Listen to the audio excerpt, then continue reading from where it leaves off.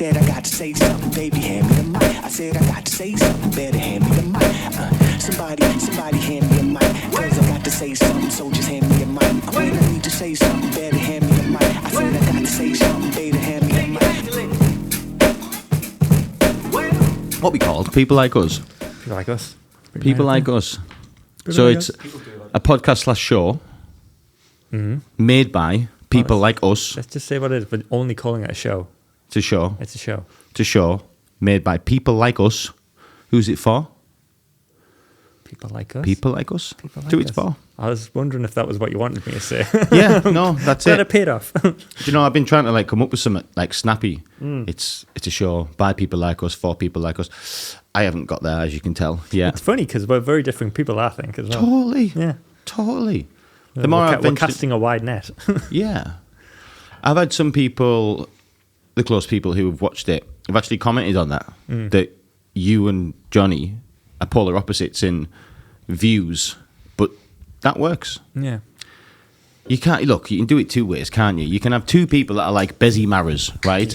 And all it turns into is just bants. And they just agree with everything all the time. It's not a show, is it? No. Yeah.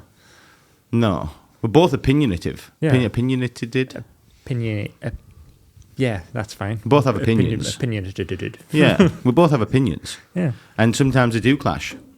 But I think we both have the grace to hear the other person's side out. Well, I think that's a good lesson for everybody to take away. You know, I think so. Have different opinions, but just don't kill each other. It's good. Yeah. Yeah. Yet. Yeah. We'll see how we get to. Yeah. We'll see. Yeah. Yeah. So Trump. No. You know, I want to bring Southpaw into this a little bit. Jimmy. Yeah. Hello. Jamie.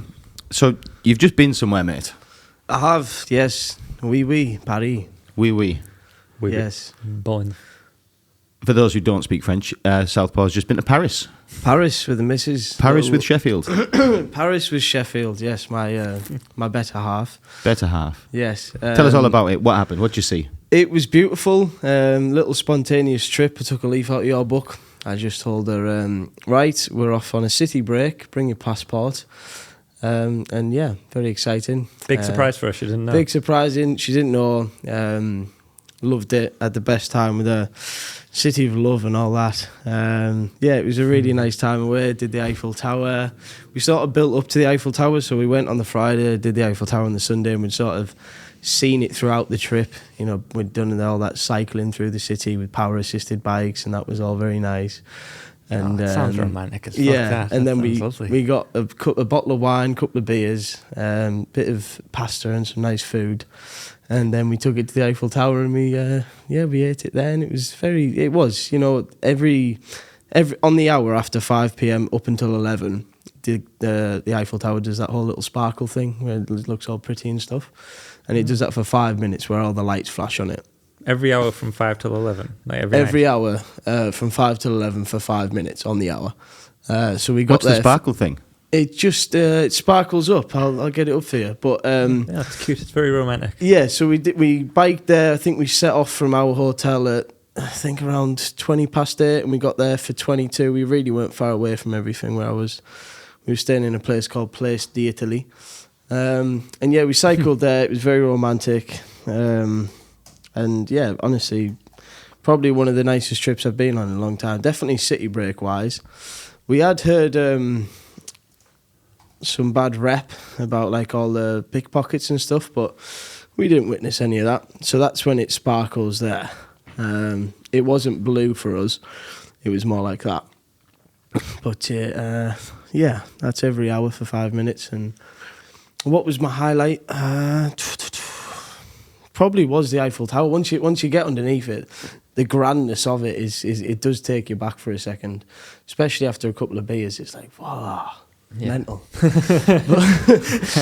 but yeah, it was really good. And then it'd been such beautiful weather the whole time we were there, and it just started to like rain, like I think around 9:15. So we'd seen the show, it was all beautiful, and then it started to rain, and these lads are coming around trying to sell you bloody umbrellas for €30, and I just said no, 10 euros, mate. 10 euros, that's it. I got him down, mate, to 10 euros from Did 30. you? Of course I did, yeah. I just said 10 euros, and I'm walking away. You know these bikes?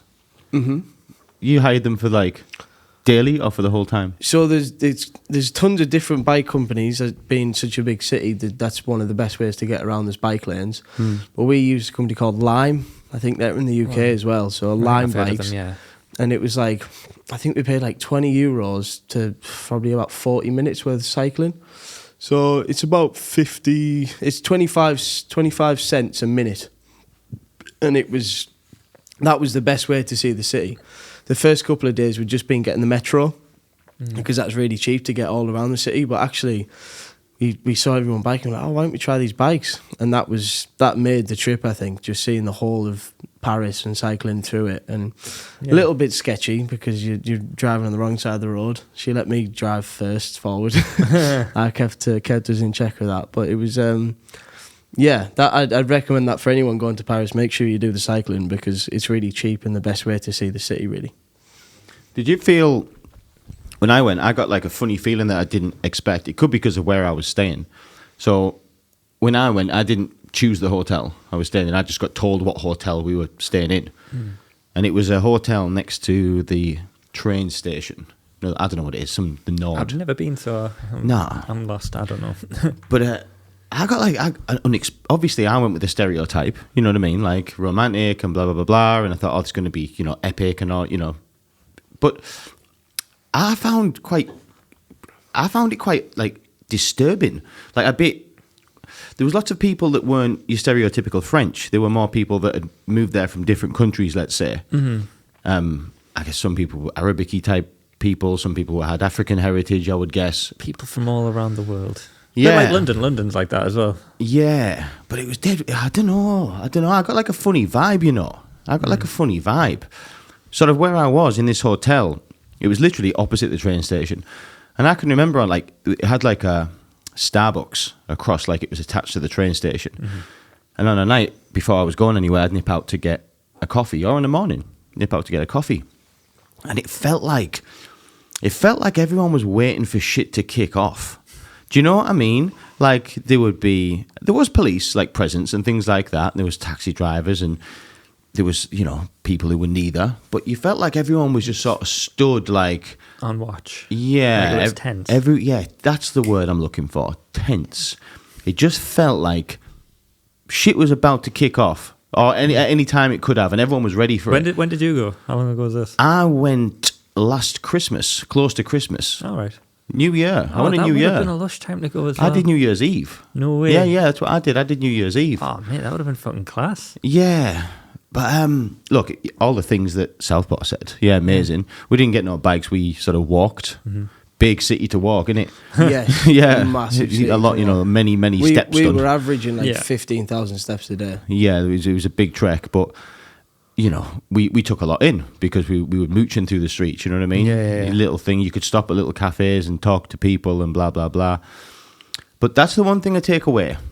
Bigger than I thought it was, but I did take away a bit of a feeling of unrest. But it has been troubled, has it not? Yeah, it has. Very recently, actually. I was quite surprised when you were saying that you were going. I thought, because it's been in the last couple of weeks or so, hasn't it? Yeah. There's been some riots and stuff going on in Paris. What was that about? I did hear about all the riots. I'm not sure as to why they are. They were kicking off in the street, right? It was something to do with... I know what it was. It was the pension. It was pensions. That's what it was over. Pensions. I'm sure it was. Basically, they moved up the age of retirement, I think. Something like that. Yeah, and they kicked off like... Oh dear. Yeah, they kicked off. Yeah. I think that was one of the reasons, but I think also, this is a report from the 29th of July, there was a young man from North Africa descent, and he'd been shot by police and killed. So I'm not sure as to whether that was one of the big reasons as well for the recent riots. But yeah, I'd heard that the pensions were another massive reason as to why. Yeah, it's been kicking off. Like, did you see it on the news? I've definitely seen some of the footage. It's one of them weird ones. I feel like with a lot of Europe, a lot of those countries, I kind of just think, nothing ever happens there, but then Paris just fucking kicks off all of a sudden. And just boom, riots, terrorists, and all sorts of shit going on. Yeah, it's not like our type of polite protest. You know, we stand with our boards. I'm trying to think. The last time we had like proper riots was like, I think it was over like the student fees or something like that back in like 2013 or something. Yeah, that was a while back. Did we have proper riots? Did we? Yeah, I think we? so. That was there was like kids fucking looting shops and all sorts of stuff. Loads of windows being put out. Yeah, I don't know. But I did see the kicking off in Paris on the... 2011, there you go. Yeah. Yeah. So the London riots were a series between the 6th and 11th of August. Thousands of people rioted the cities and towns across England, which saw looting and arson. Arson. Yes. Huh. Wow. So this was not just London? No? I think it was mostly London. I think there was some, you know, you get the other cities were affected, but I think, you know, whenever anything happens in England, I think London always gets the worst of it, don't they? Do you know, I must have missed this. What year was this? 2011. I have no memory of this. No? None. So, okay, we do. I was going to say we don't do riots, but turns out we do. Well, you know, it was over 10 years ago. It was over a decade ago, so... But you know, like one Paris- riot in a decade's not bad. No, but Assuming that there haven't been any others that haven't just flown under my radar. Paris has had a bit of chew with terrorist stuff as well, hasn't it? Yeah. More than like the average place. Yeah, definitely. I know London's had a bombing or two, but I feel like Paris has had a few things, hasn't it? What was that thing with El País? What was that about? Oh, God. No idea. El País was something to do, some kind of like newspaper, like magazine or something in France. And I think they'd made some kind of like, I feel like it was some kind of sketch that was like improper, like, you know, some kind of drawing sort of thing. I feel like some shit like that happened. Google the El País thing. Yeah, Southpaw. I'm on that now. Is it? Yeah, so the Minister of Trade and Tourism to El País says there's no concern about the Paris Olympics. That's a recent one. Basically, do you remember when there was all that, like, there was shootings and shit? Yeah, there was like hostages and stuff. Yeah. I think I remember. Yeah, That was that was like 4 or 5 years ago. Not that something like long ago. Yeah. Not that long ago. But that was El País, wasn't it? Yeah. Some shit like that. Something to do with terrorism and Yeah. all that. But Paris seems like a hot spot for it, you know, for terrorism. Yeah, it would make me a little bit nervous, I think. One thing we definitely did feel when we were there was you're very much the French. I'm just going to say it, the French are arrogant from what we experienced. Oh, you experienced that? I Well, thought it was just like a stereotype. No, it's a thing stereotype people that joke we. about. So there was this moment on the metro when Zoe, we'd got all dressed up and we'd just left the hotel and we're on the metro, and we were all looking nice. And Zoe had her heels on and she had her legs crossed on the metro. And for some reason, well, this woman sat down next to us and she was like saying something in French and pointing at Zoe's shoes. And we were like bantering, like, oh, sorry, we don't speak French. Oh, she must have been saying something nice about shoes or something. And then all of a sudden, like, she just grabs Zoe's leg and just throws Zoe's leg off like being crossed. And we like later came to the conclusion that we were in her space on the metro. And they're not very good with English tourists. And we were just like, in that moment, I was just like, did that just happen? Like, I was lost for words. I didn't know what to say. I wasn't going to. You didn't deck it. I wasn't going to deck it. You know what I mean? I was like, tons of other French people. You go for one French, you're going to get absolutely done in. So I just left it. But like, she wasn't hurt. She was laughing, Zoe, about it. But it was that really awkward moment of like, what the like, this is real. Like, and then we'd got. On that same night, we'd been recommended this restaurant, but it was in heavily French lived areas. There wasn't really much tourism there, but this restaurant was lovely once we got to it. But leading up to that, we got lots of funny looks off people because we were all dressed up and nice and stuff. So I think that's the one thing I took away. Just the French were slightly arrogant as towards it, and if you don't make an effort to try and speak their language, they don't take that very nicely. We had a couple of servers in these restaurants, and if you don't make an effort to say manger, like eat. Like if you don't make an effort, you know they don't sort of respect it as well. And I'd never had that. I'd only ever really been to Spain, where you treat like a king. Please come into our lovely restaurant, please. It's a weird thing. I often wondered what it would be like to work in like a touristy area when you have lots of people speaking a different language and you just have to kind of make do with that. I'd imagine I would get pissed off by it, to be honest. Yeah, but then we got to this like really nice restaurant, and you know the guy was American, but he spoke fluent French, and he was really lovely. We hadn't reserved a table, but he could just about squeeze us in. So yeah, I think coming away from it, I'd probably just maybe maybe get on Duolingo before you go into France, learn the basics, and then you know you're going to be all right. But in general, it was a very special holiday. I remember it for a long time. I liked. Yeah. Do you know what I find with the language thing? I've heard that said, that you should make an effort to speak their language. You know what? Like, everybody speaks English. Like, that's the truth, innit? Like, everyone speaks English. That's the British mentality, isn't it? It is, No, though. they should speak our fucking language. Well, there's a bit to it as well. Like, in the process of still learning Spanish, let's say. Yeah.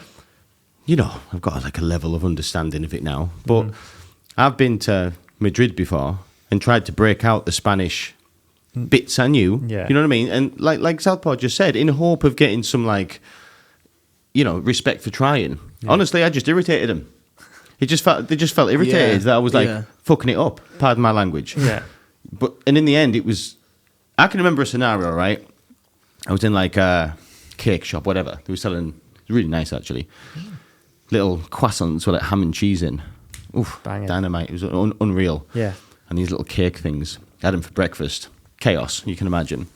So I'm in this queue, and it's busy, right? And bless them, you know, these people who are getting paid their own minimum wage or something, like, they ain't got time for this shit. Like, it's hot. They're trying to do the job, and my time's coming. Now, obviously, I'm running it through my head because I don't want to make a scene, but I am going to make an effort. Like he says, it seems respectful. You know what I mean? To try. So I'm thinking, okay. Cappuccino, it's the same word. Like, dos is two. Right, I get it.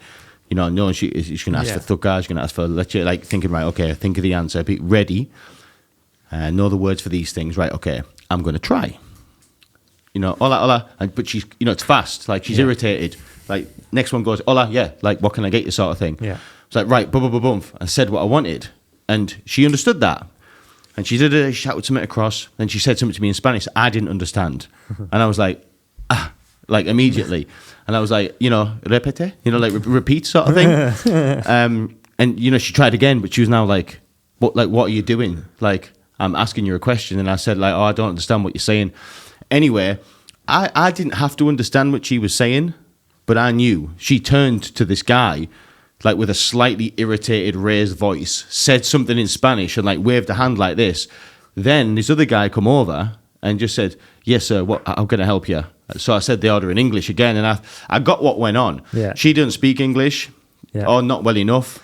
And she just turned to a guy going, oh, for fuck's sake. Yeah. Just try and Yeah, and I tried. waste of fucking time. Come on, you speak English, speak to this guy. No wonder no one tries, you know? So after that, I never tried again. Do you know what I mean? Knocked your confidence, Yeah. Well, it would. You know, it was a crowded shop. It was red hot. Everyone was there.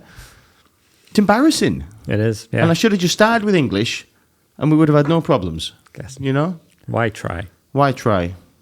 It's funny you say that about everyone speaking English. They really do as well. Like, they really do. The French do, because I was speaking to this guy on the flight home, and he lives in France and he works in the UK, and he's flying back and forth all the time. And he'd got married to this French woman out there. Now, before he was married, he was like in heavily French area, so not many people knew English or tried to speak English with him. Now, once he'd got married to this lovely woman named Dan, all of a sudden, all these French people were taking him in and started speaking, oh, hi, Rob, how are you doing? And he was like, what? Oh, well, I'm not all right. You haven't been speaking English to me for last year. And like all of a sudden, it clicked. Like, I think once you're in their sort of clique, you're all right. But until that point, they're probably not going to make an effort with you. Brutal. Which is a bit strange, but that's the way they operate. Very stereotypical, that. But I've found through years of going different places that not everyone speaks English. No. No, the places that, you know, as a rule, accept a lot of British tourists, you find, they're very, very, very good at English. You don't have to try. Yeah, if you stick to the touristy parts, you're going to be fine. You got Greece, you got Spain, you got Cuba, you got any of these places, you got your Mexicos. Mexico's used to Americans. Literally, you don't have to try. You do not have to try. Immediately, they all just speak English with an accent. In Brazil, they don't. In Brazil, they don't speak English. And they don't try to speak English. Very surreal. Very arrogant. They speak Portuguese, but they will make no attempt to speak English. You either speak Portuguese or we don't converse. That's where they are. Yeah, but you could say, you say they're arrogant. We're arrogant as fuck as well. People come to England, people come tourists to London.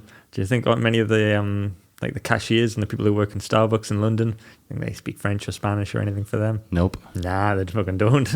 We're arrogant cunts too. But the Spanish and French that come here speak English. Yeah, so why do we try? Yeah. Exactly. But am I right in thinking this? Like, I'm pretty sure more of the world speaks Spanish than people speak English. Is English the most popular? Yeah. Is it definitely? 100%. I actually am siding with Jonny on this. I think it's Spanish. English is the most used language. Second is Mandarin. Third is Spanish. Mandarin. Chinese, innit? Big population, innit? Loads of them in that. Billion in that. Yeah, Mandarin Chinese, you're right. So it's... second it's English with 1.5... Oh, that must be wrong. Oh, well, Spanish was high at least. Yeah, Spanish was fourth, Hindi... Crazy. Yeah. I didn't know Hindi was. I thought Spanish was third. Huh. Nope. No, but if you think it makes sense, like English, like think how many countries speak that natively. No, you're right. It's the logic that, of course it makes sense. Oh. I just thought I'd heard it somewhere, to be honest, that Spanish was the It's most like the popular. international language, isn't it? English. Yeah, you'd think. Like I've been in a situation where you've got two foreigners and they've both got native languages, but they'll speak English to each other. Do you know what I mean? Yeah. Like it's strange. Like a Greek person And a Spanish person. and a German. A German's on holiday in Greece. Do you know what I mean? Yeah. So like this man is a Greek national. He speaks Greek. This man is a German national. He speaks German. You would think either the Greek man will speak German or the German man will speak Greek. No, they speak English. Yeah. As the go-to. Yeah, it's weird that, isn't Weird, it? isn't Yeah. it? It's like, what's Yeah. the point in all these little languages? Just fucking whittle it down. We'll have 3. Spanish, Mandarin, English. The rest of you get fucked. If you could speak any language, like fluently apart from English, what would it be? Mandarin, apparently. Mandarin. Yeah. Would that just purely because of Well, not because of the popularity statistic. I think it would be cool as fuck to, Bang go that over there out. and just bang that out. Yeah. I think it is one of the more. It's one of the most the most difficult languages to learn. I think. Is it? Yeah. I think English is up there, but I think Mandarin's also very, very, very difficult. I think Spanish, French are meant to be the easier ones, which I think is why it can do like A levels and stuff and GCSEs in them. Yeah, I've heard that. Yeah. The English, apparently, we've got, what is it? There's certain words that have different meanings and stuff like that. the there, and theirs and stuff Yeah, like that. they, I'm trying to- there, them. Backward, That's innit? very difficult. And then you factor in all the slang. Yeah, dialects and stuff like Yeah, that. it's Come up to just- Newcastle and meet the Geordies. Yeah. All the best. You know what fascinates me? Like, we share a language. What I mean by that is more people than in England speak English, right? What fascinates me about languages is you get some countries, smaller than England, small population, who have their own language, but only they speak it. Like, how many people speak, like, Norwegianish? Do you know what I mean? Yeah. How many people speak, like, well, I'll go next to it, Denmarkish, Icelandish, Welsh. Yeah, it's strange. What to chew on there? Yeah. Learning all that language and like only a few of you speak it. Yeah. It's pointless, isn't it? Just speak English, innit? Just be. I feel Speak like it would English, just be it's better. holding you back. You know what I mean? Because a little country, you can only converse with the people in that country. It's like getting anywhere in life. And You'd have to learn English to really get far. Yeah. Like you'll find it like, obviously I'm not the biggest football fan, but Haaland speaks pretty good English, right? Yeah. Yeah. I mean, I know his dad played for Manchester and that, so it's kind of a bit of a cheat. He was brought up in Manchester, wasn't he? I believe so. I think he was, to be fair. But you'll find that, like, all of these different countries, they all speak English, and it could be what you've just said, that, yes, they have to learn that language because that's the people where they live, but they're not going to get anywhere in life unless they speak English. Yeah. because everything is English. I Yeah, mean, like- movies are in English. Yeah. Like all Hollywood films are in English. We don't think about that because we are English. We speak English. Yeah, but you know when you've watched a dubbed film or something like that, like you watch Squid Game and you watch the dubbed English version, like piss you off a bit, doesn't it? It does. Like, really ruins the experience a little bit. Do you know? I never thought well, I have thought about it, but you think when somebody like wants to watch like The Godfather, like they don't hear it unless they understand English. They don't hear it like we hear it, Yeah, and that goes for like every film.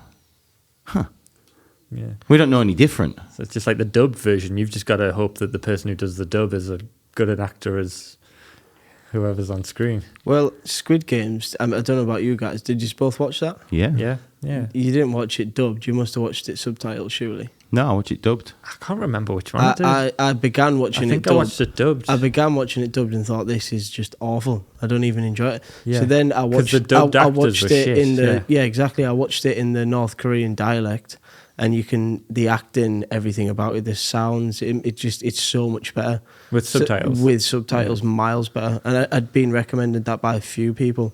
Surprised you both watched it dubbed, unexperienced clearly, but I was advised it, but ignored it. I thought it was quite funny after a while. Same thing, yeah. You know, the voices you and kind of stuff. get used to it, yeah. yeah, Game 6. Yeah. You know, It's like definitely really got a corny mouth. the way that they do it, yeah. I just thought it was weird, but I much more enjoyed it in subtitles, 100%. I am really looking forward to the next Squid Games. I'm not going to lie. Is there another one coming out? Oh yeah. I watched Squid Games, like, obviously I heard the hype about it. I was a bit later than everybody else. Honestly, hand in the air, you know, I'll admit when I was wrong. It was Oh my absolutely God. fantastic. It was class, wasn't it? Like, it was that good. You know, this will have happened to all of you at some point in your life. I started watching it on a Sunday, but it was all out by then. So I had, is it 8 episodes that there was? Something like that, yeah. It's So not loads. Yeah, so I'd started on like a Sunday night. Obviously, only fit like 3 or 4 in, right? Because that's all you can actually get in. And the plan was, we'll catch up next. No. We didn't catch up next week. Immediately, like all day Monday, could not wait to finish work. Immediately watch them again. Do you know, like we had to get it out the way. I'll tell you what else did it to me as well. That Malice in Wonderland. You know that Malice in Borderland? Alice in I haven't Borderland? watched that, I don't think. I liked it. Bit Squid Gamey. Yeah, it was good. Malice in Borderland? Or Alice in Borderland, one of the two. This is him. Yeah, Alice in Borderland. Okay, so this is another There's Japanese, yeah. or whatever it is. There was one, the first like season, great, loved it, and season 2's out as well, great, love that too. If you did like Squid Games, get yourself onto this. Did You'll you enjoy watch it dubbed or did you watch it subtitles? Dubbed again. Really? I'm all right with all that Oh, fair thingy, enough. but yeah, Squid Games too. Yeah, that'll be good, won't it? We watched a cool one, and I think that we watched this one in subtitles, and it was a zombie one set in Japan, and it was like set in a school. I'm trying to remember what the hell it was. Kingdom. Oh hell, It was Japanese. yeah, I think so. Might have been Chinese. No, this was it. This is Borderland. Because everyone turns into like mutants. No, it wasn't mutants. Like it No, was, everyone turns into like what you're talking about. What they called? was it set in a school and there were zombies kicking around? It wasn't set, but I think there was school scenes. No, this full thing took place in a school. Like, it's this one here, top right. Oh, the top right image. Never mind. Oh, no, you're on it here. Netflix new. It's Korean. Yeah, that's the one. All of Us Are Dead. All of Us Are Dead. Yeah, that was it. Right. Huh. That's a great series. You should watch that. You watched it Yeah. all the way through. Uh-huh. Is it like a Squid Games type feel? Kind of, yeah. Same kind of vibe. Huh. Just absolutely brutal. And it's like, it's kind of funny as well. Like they're obviously like get locked in the classroom and they have to like establish a fucking piss corner and stuff like that. And That sounds alright. horrendous, but yeah. It's kind of like, it's quite interesting as well. So like they break it out from like, they've got the focus on the school crowd, but they're also, one of the kids' dads is like working for the government, and that's how they're tackling the issue and trying to do crowd control and contain this virus. Yeah, it's a good watch. Ew, what was it, right, about Squid Games that worked? Like, what was it that got everybody involved? I think just how brutal it was. I think just the narrative itself is so strong. Like each episode, you knew you were lined up for some mental game. Yeah. And then just the story behind it all, the wealth involved with it, the poor, like how rough it is over there. There's so much to it. I think there's a look to like shock factor, and I think Game of Thrones did this as well, where like I think people get really engrossed in a series when no character's safe. Like, they weren't afraid to kill anybody off at any time, so it like held the suspense the whole time. I've watched it twice with Squid Games. Like, yeah, I loved it. Do you know when I actually like look back on it, it's totally unbelievable. Number one, like for me, that was unbelievable. That's not going to happen. You ain't watched Takeshi's Castle? You've seen Takeshi's Castle. Them Of people, course. There was a lot of injuries on that show, man. Of course, but I mean, this seems a bit far-fetched. So you can't say, oh, like it's nearly real. Yeah. Like there was no hot chicks, there was no hot guys. There was no like straight up gore. Yeah, some people got killed, but there was no gore. It was more like psychological mind fucking. That's sort of what was going on. Yeah, I wonder why it worked. It was badly acted, really, to be fair. It wasn't great acting, in my opinion. Well, I think the language barrier might have broke that for us a little bit. I think if you watch it with subtitles, you've realised how phenomenal the acting is. I thought. I mean, this guy. I was just going to say this Lee Jong Jae, who was like the front man of it all, the sort of protagonist. He was phenomenal, and he's landed a deal with Gucci now. Wowzers! Which is just like there was a few of them kind of exploded after this, and then I think one of the lasses out of it did really well. And he was the back of a Squid Game, yeah. I'm going to say you're wrong there. Like his acting throughout it with subtitles was just phenomenal. Yeah. Maybe he was expressions, everything about it was second to none. It was a complete mindfuck, though, wasn't it? Yeah. It really got in your head. No, I think part of it as well is like you can kind of invest yourself in it and think like, what would you do in that situation? How would you like? Would you crumble under the pressure, or would you manage to figure out a strategy to win the game? It took over 10 years to be made. Crazy. You know what they run the risk of, though, with this season 2? They run the risk of, because it's so popular. I've done a bit of research into season 2 of you. No. About that, like, he's drafted in people. Like, obviously now he's got a lot of money. Yeah. Like, he's got great success. When he made season 1... he didn't have the resources that he has now to make season 2. Yeah. And I've heard he's dragged, like, I don't know what it is, like producers or story makers in, like, you know, Vin Diesel's in like it now. the A teams. I don't know if it's actors, but like some real smart people who know how to make a season. It might lose all of its charm as a result. Maybe. Yeah. I hope he doesn't. You worry about that kind of thing. Like, you have to keep it. Might it. be like a sellout kind of thing, kind of deal. Yeah. Well, if you think that first season took 10 years to be made, and then this second season, I think they started shooting in 2021, and it's going to be released mid to late in 2024, so that's 3 years. I don't think it's one of them. It's like the first Hunger Games for me. Better than them all.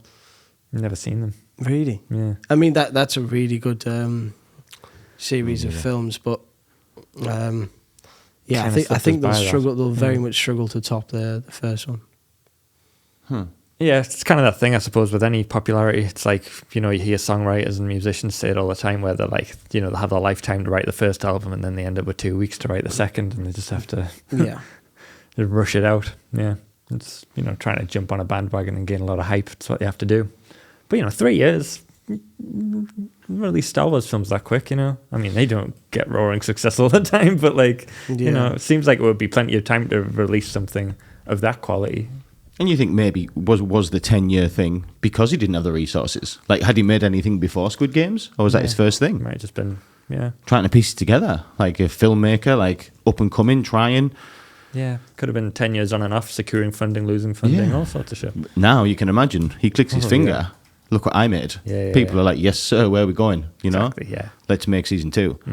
I bet the people would be tripping over themselves to get in it. You know, like actors and stuff. It's a weird one. He's put himself in a bit of a box there because everyone's going to kind of... You've got to be careful not to just do the same thing again.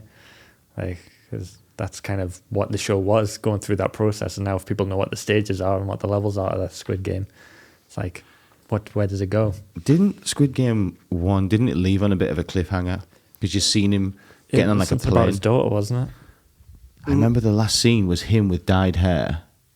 He was got doing that, something. That red haircut. Yeah, so if I remember correctly, he was getting a flight and he was leaving because he'd had all his wealth and he was going to join his daughter in America or something. That's it. And then as he was getting on the train, he saw what happened to him on the metro. You know, when he said, play that game for, if you win, if you beat me at that game, Oh yeah. then you get $100. And he kept playing, kept getting slapped. Mm-hmm. And then he saw that happen to somebody else.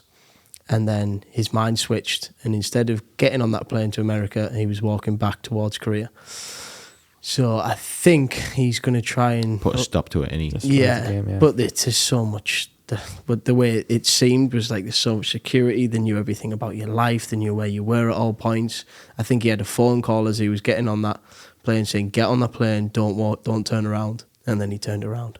That's where we were left. I think. like you say, Got a strong memory of that. I can't Yeah. remember half of that. as he was saying it, it was coming back to me. Yeah, Like, a little bit, yeah. I do remember that. Yeah, I forgot about the red haircut. Like, that was Yeah. really became a member of BTS right at the end. Get in, lad. But yeah, he's got a tough job there to start to get. I mean, I was in my head. I was thinking, oh, you just basically like lure yourself back into the game, sort of thing. But this time you clued it up. You know what's going down. But they know where he is at all moments. They're calling Yeah. him. So as soon as he has that thing, they're like, "What the fuck are you doing?" Yeah. Like, we know what you're doing. Difficult thing to try and write your way out of. It is. For season 2, but I'm there for the journey. Yeah, me too. Yeah, me too. It's good games, eh? Do you know something else? Did you ever watch that thing? Just before we come off TV, did you ever watch the O.J. Simpson, like series? I guess No. they had that. They had Ross in it. What's his name? Not Ross. Is it From Ross? Friends? Yeah, I think Ross was in it from Friends. What's his name? David Schwimmer. Yeah, they had Travolta. He played a lawyer. They had somebody else. Who's that actor called Cuba Summit Jr.? What was his name? Yeah, Cuba Jr. That guy. Yeah, black guy. Yeah. I didn't say black guy. He I said played that OJ. guy. I don't know. No, he's black guy. He played OJ. Did you ever watch that No. series? Obviously, we all know what happened to OJ Simpson. Like, we know what the story is. But I'll tell you, if you ever get a chance to watch it, it's really well done. Even though you know the outcome, really, really good. I thought it was really good. It's basically a season 3. I think it's only 3 parts or something, but it sort of is going through the process of the trial and like like really interesting. Brutal. Yeah, man. I always find it weird when they do that stuff so close to it happening. Yeah. You know what I mean? I mean, I'm going to say it. OJ did it. I'm going to say it. You know, I'm going to say it. You gonna say it? Of course he did it. He did it, mate. Of course he did, did it. Like, come on. Like, OJ, like, seriously. That's a travesty, that. Do you know what that is? That's a straight up and down, like, money can get you out of any situation. He literally bought his way out of murder. It seems pretty cut and dry, doesn't it? Yeah, it seems pretty cut and dry. Like, every bit of evidence that you would need to convict somebody is there. Yeah. And the glove thing. Remember him trying the glove on in court? No, I don't know about this. Hilarious. Like, they found, like, the murder glove or some shit. And in the middle of court, he had to, like, try the glove on. And he was trying to show everybody, like, it didn't fit. Of course it fit. I could make any glove look like it doesn't fit. Just, like, pretend that you're Just, struggling like, with it. Close your fist up when you put it Yeah. on. Saying you're saying the glove didn't fit. Yes, it did. You haven't put your hand in them properly, mate. Look at him, like, pretending, oh, it's really tight in that. Oh, I can't get my Fingers hand proper in here. tensed and curled. Yeah, this really happened. What the fuck? Like, it seems like this can't be real, but it's real. It really did happen, this trial. And he just hired, like, every single lawyer who was the best of the best of the best. Yeah, he Called it the he A-team. was acquitted of both counts of murder on October 3rd. If the glove doesn't fit, you can't convict, or some shit like that. They had some trippy, like, tagline. Oh, they played every card. They got, who's that guy? They got this lawyer who's like, the summit had kicked off some years before with like LAPD over like black crime and like how LAPD were like, it was a first like bit of like Black Lives Matter, I guess. Is he like one of these fixer guys who would just come in and just get you out of any legal hotspot? What was his name? I forget his name, but very, very famous lawyer. Yeah. But they dragged him in, and you can imagine straight away I played the black card. You know, these white officers planting this and doing that, and oh, mate. Oh dear. Yeah. You know this story, right? O.J. Simpson. You know the ins and outs of it. Yeah. Fascinating. I know. I didn't follow the trial or anything. I haven't seen the films are out, but Watch the I know series. enough to know. I forget what it was called, but really, really, really interesting. Shows you bits you didn't know, let's say. You know, what was going on behind the scenes with the prosecution team and this team and that team. Wild, mate. Wild. Really well done, like. Really well done. It's a weird thing to have to go through all that and then just, once you get acquitted, even though a lot of the media and everyone's still just against you, just be like, nah, Scott free me. Yeah. Just go out and live the rest of your life just under that guise. Yeah, I mean... Being that guy.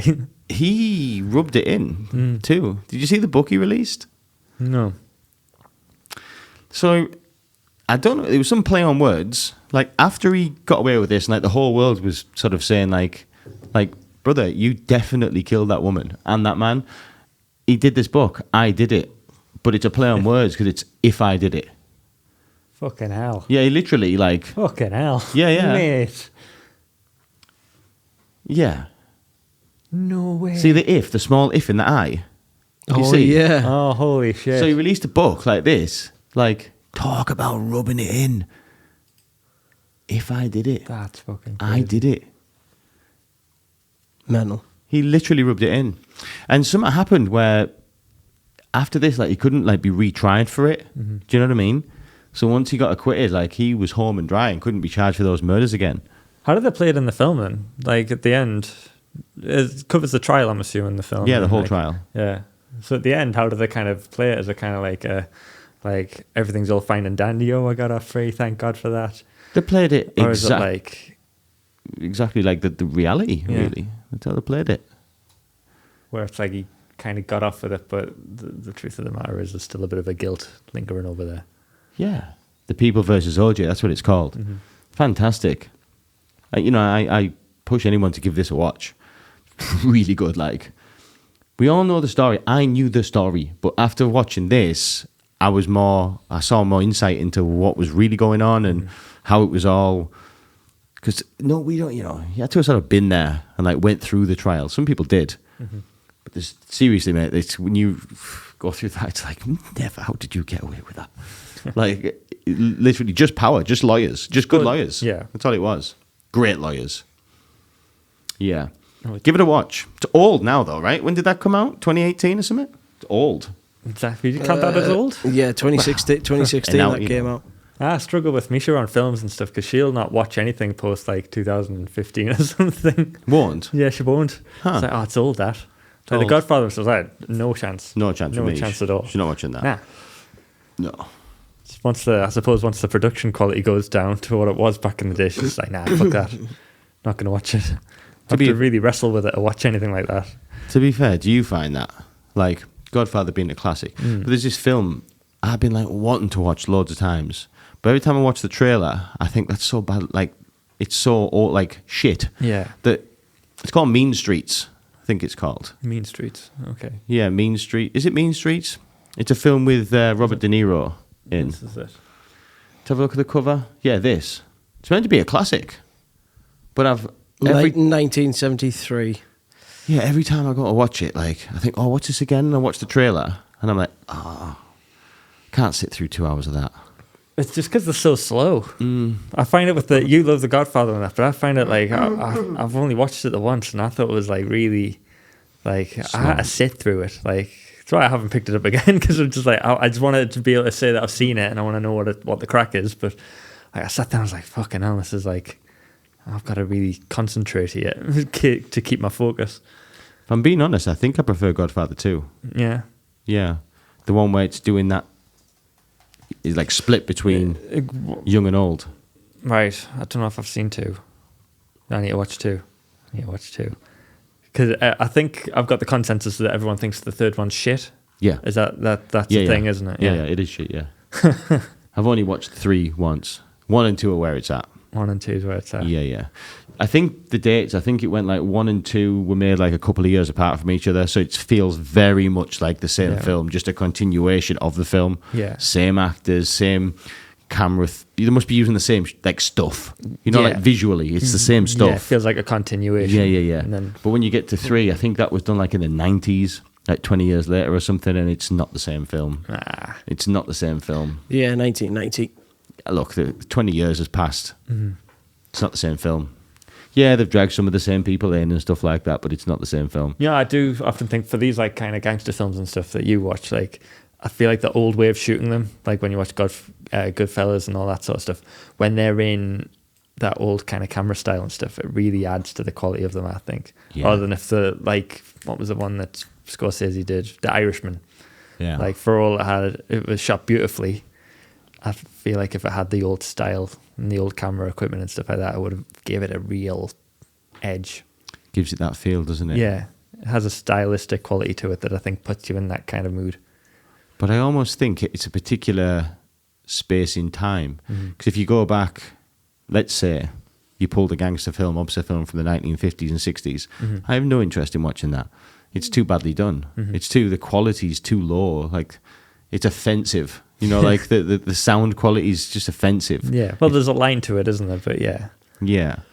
I feel like The Godfather was the first in the early 70s. There was a few trickles through the 70s. As you get through to the 80s, they start to ramp up. Like Carlito's Way and like the Casino and shit like that. I think Casino was the 80s. I don't know. But I think it runs up until, really, American Gangster and things like that. There's been a few good ones. But yeah, I haven't seen anything recently that interests me. The Irishman, I sat through it, but I only need to watch that once, really. Yeah. My takeaway from The Irishman was him gone and got a hot dog cooked in beer or something like that. Yeah. A chili dog. Yeah. My takeaway from that whole film, I sat for the 3 hours and I was singing, God, I really want that fucking chili dog. Did you try it? No, I just really wanted it. You just really wanted it? Because that was my takeaway from the film. It's all the only thing I can really remember from the whole thing, apart from seeing Ray Romano. I thought, my God, that chili dog looks fucking class. I mean, it was well shot with all that. You told me about it, some kind of like camera technology and stuff, right? Oh, the de-age and stuff that they did on De Niro and stuff. That was pretty good. Yeah, they did a really good job of that. Yeah. Yeah, hell yeah. Hey, listen, a few days' time, John Wah. I'm getting one of these fucking chili dogs. Just saying, next week's people like us, I'd hope we can have an image that we can throw up on here of John Wah with his chili dog. Hell yeah. And his Mickey ears. Hell yeah. Yeah? What's a chili dog? Just fucking chili con carne whacked on top of a hot dog, man, friend. That's it. Yeah, man. I don't Pretty think, much that's the gist of it, I think, isn't it? Yeah, it's not a Michelin star dish. Yeah. There's too much complexity to it. I think getting it from it, because you got it from like an authentic street food van and stuff, and it's in wherever it's set, it just looked banging to me. It's not the same if you just make it at home. Yeah, so you just make a hot dog, then stick some chili con carne on top. That's it. Yeah, there might be a bit of cheese in there, mate, if you're lucky. Yeah, but he was the way he sold it in the film, it was like he cooked it in beer, and it looked banging, like you could see it in the deep fat fire or whatever it was, and just sizzling and shit. I was like, from a multi-million-dollar budget, I'm really happy the one thing you took away. Yeah, was I think that was what Scorsese wanted. Yeah. I think if he watches this, you look at it and you think, oh, I'm glad he got the message. Yeah, of course. I'm glad he understands. Of course it was. You do film right. Mm-hmm. So, do you mind if I go for a wee? Go. It's time, innit?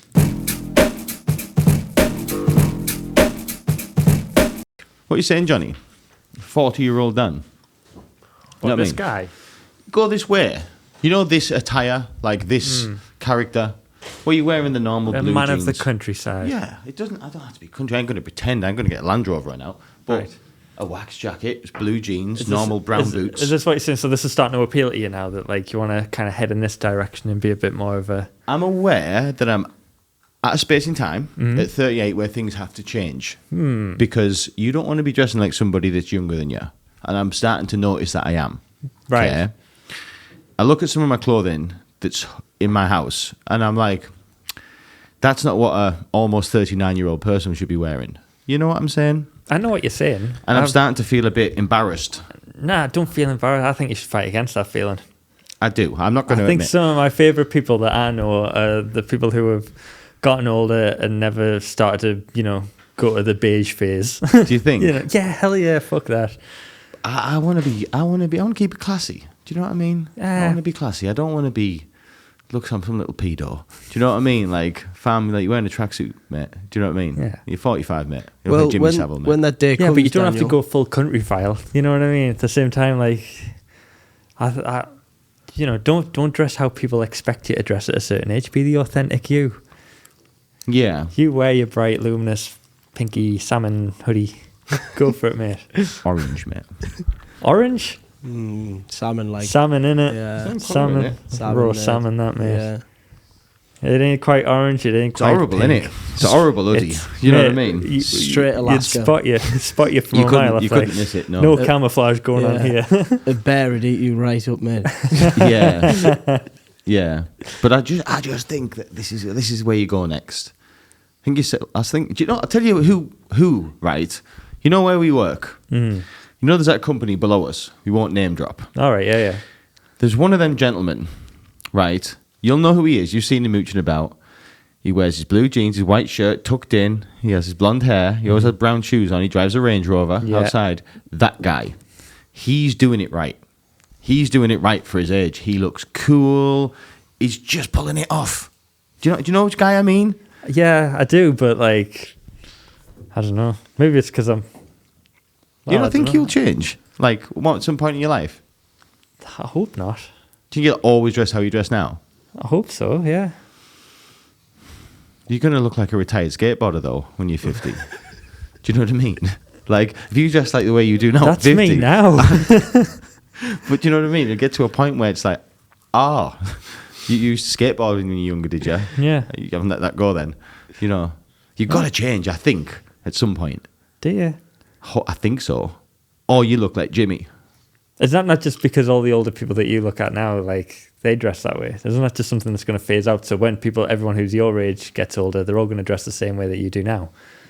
So, Do you think? yeah, that's just going to be the old man style. Johnny, I don't think that's you, mate, to be honest. Well, I've never... Look, I had a skateboard when I was a kid, right? And I never stood up straight on it. Dyspraxic, remember that? Oh, yeah. I used to just lie down on it and go to the top of a hill and then roll down and hope a car didn't come around the corner and knock us off. That was my skateboarding days. But no, this has never been me. No. I mean, there's nothing wrong with it. You can skateboard better than me, you know? Yeah, these are cool guys. I don't know. Just I don't never know. seen myself going down the country foul route, you know? I like somebody older, like, like Jeff Goldblum or something like that. Oh, yeah. Yeah. Yeah, he's got it going on. He's got it going on. Yeah, he does. Old man style, you know? Yeah, he's really cool, actually. Yeah. He's a cool guy. I like Jeff Goldblum. Hell yeah. Stylish, isn't he? Stylish as fuck, Jurassic innit? Park and that. You know what I mean? Yeah, he's smooth, like. Yeah. You got to go with it. But he's changed his style. Don't go down straight for the Top Gear presenter, mate. It's fucking sad. There's nothing wrong with the Top Gear presenter, Johnny. Mate. You say that's how I dress.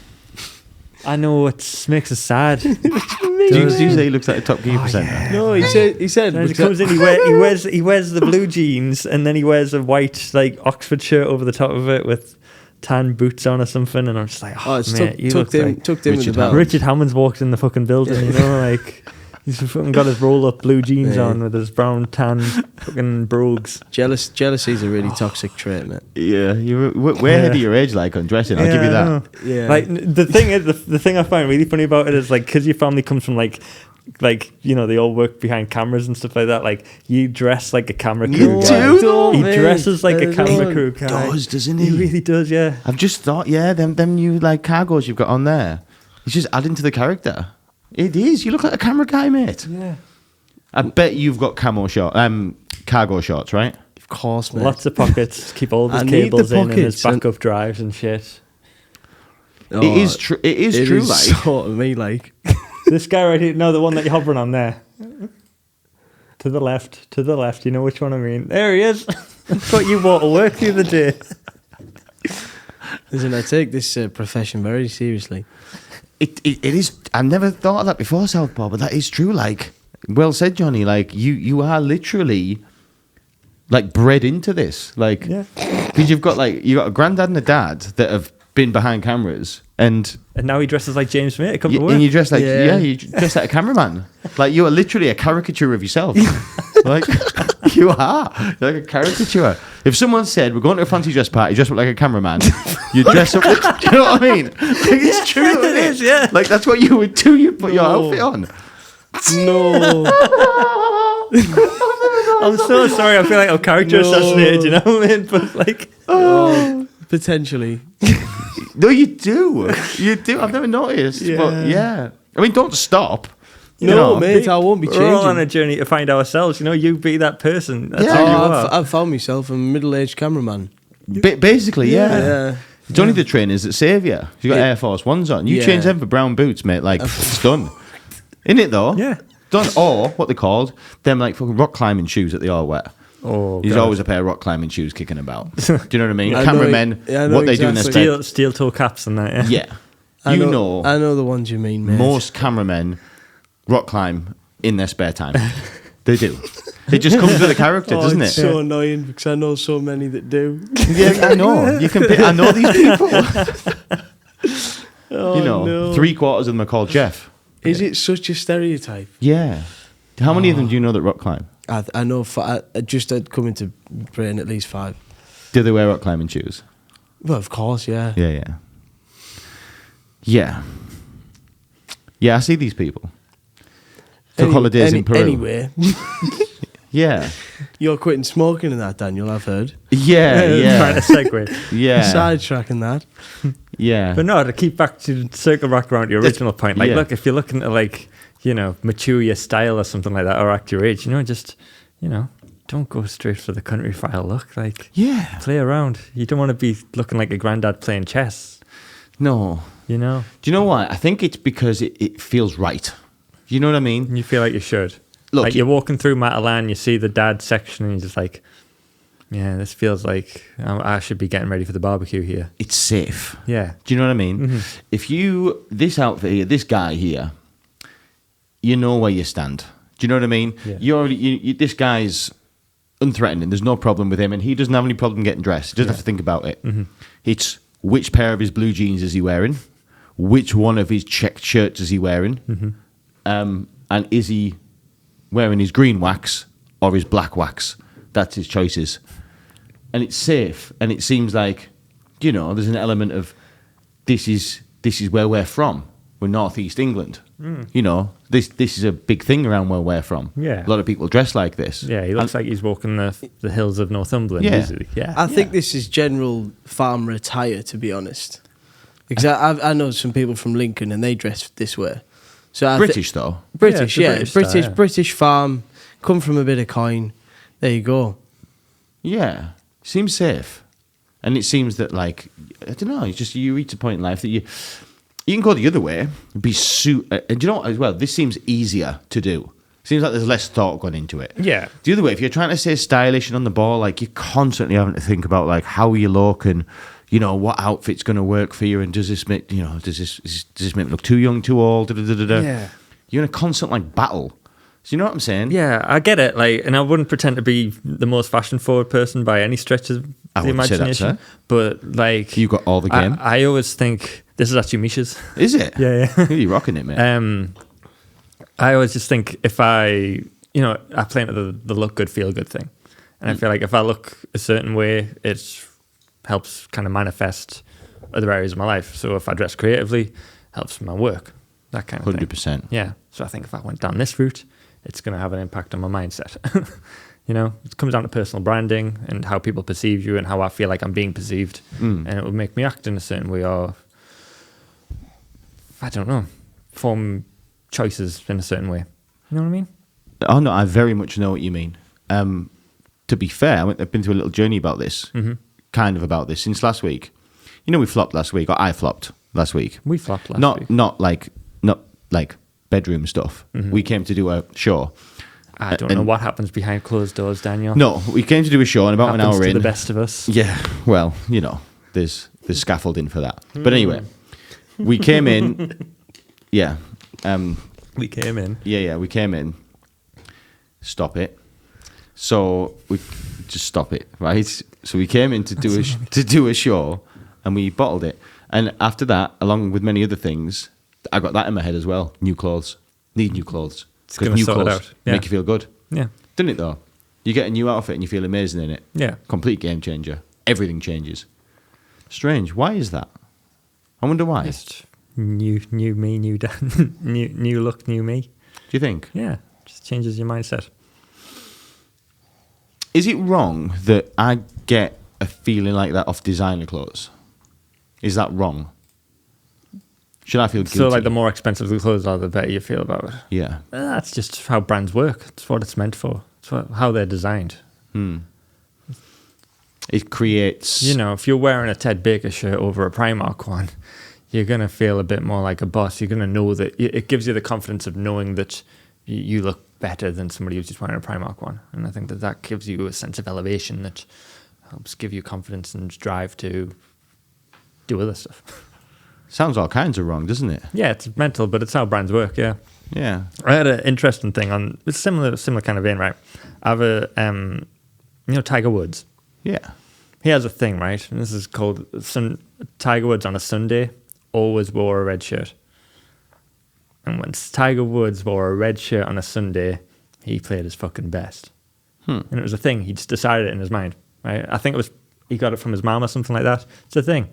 And I've tried to kind of manifest that for myself. So you'll probably have seen me wear a black and white stripy top, horizontal.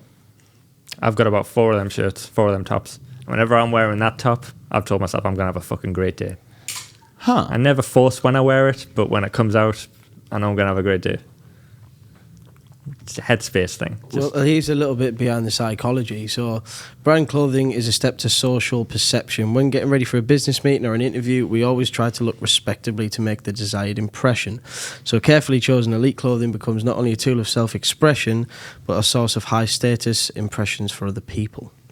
So, I guess it's sort of, how you want to be perceived by other people, and that plays into it, especially with designer clothing a lot of the time.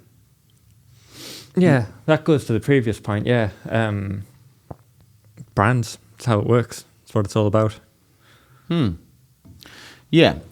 I mean, I don't... Why would you pay for the expensive stuff if you just felt the same as you were going to pay? You were going to feel if you wore Primark. Some designer clothes, other people don't know the designer. Yeah. Unless they've got it pasted across the front. It could just be... Which I don't like anyway. Yeah. No, I don't like anyway. It should be in the tag, really. Yeah. But then, in those situations, only you know you're wearing designer clothes. Yeah. So if I'm wearing a black T-shirt, it just looks like a black T-shirt. It could be from Tom Ford. Could have cost me $1,000. Yeah. Do you know what I mean? People could think that's a Primark, 20 quid, but I know it's a Tom Ford that's $1,000. But if I know it's a Tom Ford, it's $1,000, I will feel better than if I was wearing the Primark one. That's strange, because nobody knows the information except me. Yeah. But it's just doing something to my ego. Yeah. It's doing something to me as a person. I think that's probably toxic. It sounds toxic. But I'm very interested about that point you just made, the red shirt thing. I like that. So you have a particular outfit that, again, you don't force, but when it is time for the black and white stripy, game time. Game time. Shit's going down. Yeah. Yeah. Designs for days. Podcast. Designs for days. A-star. Yeah. Huh. I want to bring this in. It's like having you like lucky pants. Kind of. Yeah. Effectively saying, I feel like it comes from a similar place, yeah. I actually have lucky pants. You have lucky pants? Tighty whities? Yeah, well, they're like, I have lots of them, let's say. But I have a particular like batch of underwear that I only wear when it's like something important. And they make me feel Game good. time. Yeah. Game time pants. It doesn't have to be game time pants. It could just be going out somewhere nice or something important. But I know when I need to be on my A-star game, I wear them pants. Got you. You Yeah. know? That's similar kind of thing. Yeah. Yeah. So this red and white stripy thing, you heard it from Tiger Woods. Mr. Yeah. Woods. He and had then the you red incorporated top it in. thing. I like the black and white stripy look. I got it from one of my old-time heroes, Jared Way. He wore it once for a show, and he had the light hair like me at the time, and I thought, oh, that really works. And then I just tried it, and I thought, oh my God, I look fucking great in this. This is a piece of me. Yeah. And kind of kept it going from there. So does it work? Do you have better days now? Yeah, I think so. Always? I mean, you can never predict what's going to happen in a day, and maybe I just don't take note when bad shit happens when I happen to be wearing them. But I don't know, it just gives us a quiet confidence in my mind. I'm just thinking, I've got this. Because that could hang on. And you could do it with anything, I suppose. You could apply that rule to anything. It's just like, if I happen to be wearing a certain pair of socks, or if I drink a certain batch of coffee on the morning, Yeah. But I think it's, good to just play these psychological games with yourself to try and get yourself into certain mindsets at certain times. You can't do it all the time because, that would be ridiculous. Yeah. But, yeah. So I'm thinking it would hang on like, not thing ice, whatever you want to call it. So I was thinking, like, imagine you had that day, right? It's time, you haven't forced it, it's time for the black and white top. Okay, good. Today's a good day, all the rest of it. Driving to work, listen to Beetlejuice music, I don't know, whatever you're doing. Yeah. Come to work, all starts going well. But what if something outside of your power happens? Like, you don't know when your car tire is going to pop. Yeah. You don't know when you're going to speak to a customer who's an absolute fucking retard. Like, I don't know. Like, something happens, it's not your fault. Yeah. But then all of a sudden your day becomes like bad because of it. Does that just from there and after, like, oh, that's the end of that then? Because I feel like Maybe. Or my gut would tell me, because I'm in that perspective and I'm in that headspace, I'm thinking, thank God it happened on a day when I was wearing this top. because it would have been worse. Could have been worse. Because now you got your super cloak on, Yeah. like you're able to handle Wear anything. my battle armor, mate. Yeah, mate. Battle armor. Yeah. Yeah, I get that. Interesting. Just something to help, yeah. That's what I do. I like That's the that. thing. Interesting. Very interesting. Yeah. But I guess we all do in a way. We all have favourite outfits. Yeah. I guess Well, it's a version it of comes it. down to superstition, I think, really. Yeah. Very much so. It's like I've got this is bad. Misha bought us some day of the week socks. So I've got a pair of socks that have Monday, a pair of socks that have Tuesday, Wednesday, Thursday, Friday, Saturday, Sunday. I Of course you can. can't wear a Wednesday and a Tuesday sock on the same day. Listen, those people, they need to be put on an island somewhere. I know people exist that could wear a Tuesday and a Thursday. Yeah. Wrong'uns. On a Wednesday. Absolute wrong'uns. Yeah. So it's a fucking nightmare, to be honest. I wish I never bought us a pair of socks because now I've got this thing where it's fucked. I'm constantly on a morning looking through my drawer like, where's the other fucking Monday sock? Yeah. Literally, But, anxiety's coming from it. Yeah. But I just know if I wear them, something bad's going to happen. You know what I mean? True. It's exactly the same thing, but it's just, Yeah. it's just the mind games that we play with ourselves to give ourselves a boost. Yeah, that's a bit of OCD mixed in there as well, isn't it? A little bit. A little bit of a little twitchy, Yeah. Like, where's fucking Wednesday? Today's Wednesday. Misha, where's the Wednesday? Fucking Wednesday. Fucking Wednesday. Yeah, those people though, I do know people that wouldn't think twice about that. Yeah. Dude, it's green. Is green? Does it matter? Like odd socks people. Yeah. No, mate. No, I can do odd socks. No, I can do odd socks. But if it's a day, the day of the week socks for some reason just sits with us wrong. So you could wear to work, for example, odd socks. That's from that pair. That's from that pair, and you could go around. I draw some lines. Okay, I'm not a fucking savage, mate. that sounds. I'm not mad. I've got everyone has a line, right? So I've got Star Wars socks, right? Obviously. I've got little icons on them, right? If they're all from the Star Wars sock batch, I can mix them up. So some of them have the Star Wars logo, some of them have a little Stormtrooper. One of them's got C-3PO, and I can mix up so I can wear a Star Wars logo with a C-3PO. Fine, but I've also got a batch of little monster socks, right? They've got little monster icons on them. I can't wear a Star Wars sock with a monster. I have to wear a Star Wars with a Star Wars, or I have to wear a monster with a monster. I'd be a Right. fucking... Oh, I don't want to meet the person who would wear a monster with a Star Wars sock. 'Cause No, that's I've never even heard of that. savage, as you say, savages. Savages. They're not shouldn't be in society. Yeah. Yeah. What socks do cameramen wear? Southpaw. Cameramen vary. There's a list. However, we like just long, Plain black H&M Plain black. socks. long plain black. We like striped. We like checkers. We like squares. We're really going out there if we put circles on them. But Put what yeah. on them? Like circles, like Spotty ones. Yeah, spotty ones. Spotty ones. But yeah, we're very straight arrowed wearers of the socks. Nothing like overly jazzy or anything like There's not even I've never heard Wouldn't of go for the pop never sock. heard of a Thursday sock. That's not such a thing. We don't mix with that area of difficulty. No. Very efficient men and women. that. Yeah. Seems that way. Yeah. There you Seems go. that way. I don't imagine there'd be much drama in the socks world. Not for a cameraman. No, not for a cameraman, no. Yeah. No. Do you have anything that Johnny's talking about? Do you have any like outfit that's like a coat of armour that's makes you unstoppable? Do I have a coat of armour? Any particular, clip you wear on your belt or something? It's a good question. No? I'm going to say no. No? No. Do you? No. No. Don't think I do. Other than the designer thing. Yes, I have some nice Other than, clothes. like the big labels and stuff. Yeah, Yeah. I know I have some items that were expensive, and I know when I put them on, it makes me feel. And the pants thing, it can be female orientated, of course, but it can be something else. It can be going somewhere. It can be a night out if that was something I did nowadays. Can be work. Can be whatever. I have particular things that I wear that make me feel the best me. Yeah. So yes, I do, but I don't think it's at that level where like I know I'm going to have a good day. Yeah. I just have clothes that I prefer to wear. I think. I think that's what it is. where I sit. I think the closest thing I have, but this is the same for a lot of people, where if I'm going to a wedding or if I'm going to the races and I put on a suit, I feel great. I feel like that's the best I Putting a look suit in on, a yeah. suit. Yeah, I really enjoy how I feel in a suit. So that's Yeah. probably the closest I have. Yeah. Because I nearly went down like the Steve Jobs or the Zuckerberg route of it, where it would be like, that would be me, that would be what I wore. Turtle heads. No, not turtlenecks. Yeah. Just turtle heading on the constant.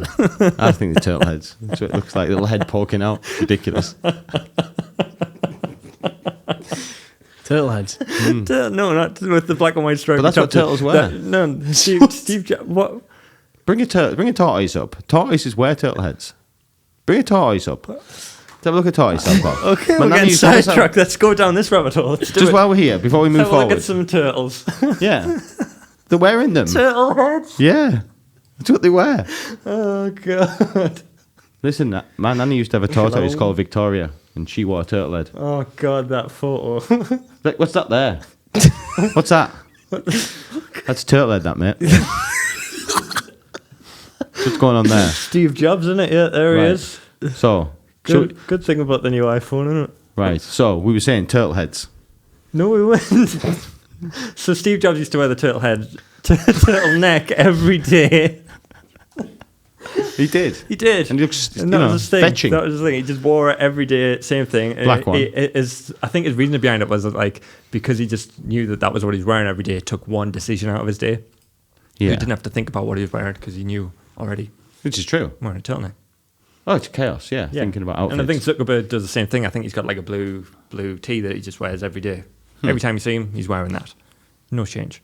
I like that. And I did think about that, but then I was like, I'm not a fucking CEO from a company. I don't need maybe just limit myself down to that route. But Well, for the most part, I play that way at work, if you notice. yeah, the white shirt, the white Oxford. Yeah, It can be a white Oxford, but it's an All Saints shirt. yeah. It's white, blue, or black. Yeah, I stick to yeah. 3 or 4 main colours, always the same jeans, always the same shoes. It's gone on for like 15 years. Yeah. Like I know what, maybe not 50, maybe 10.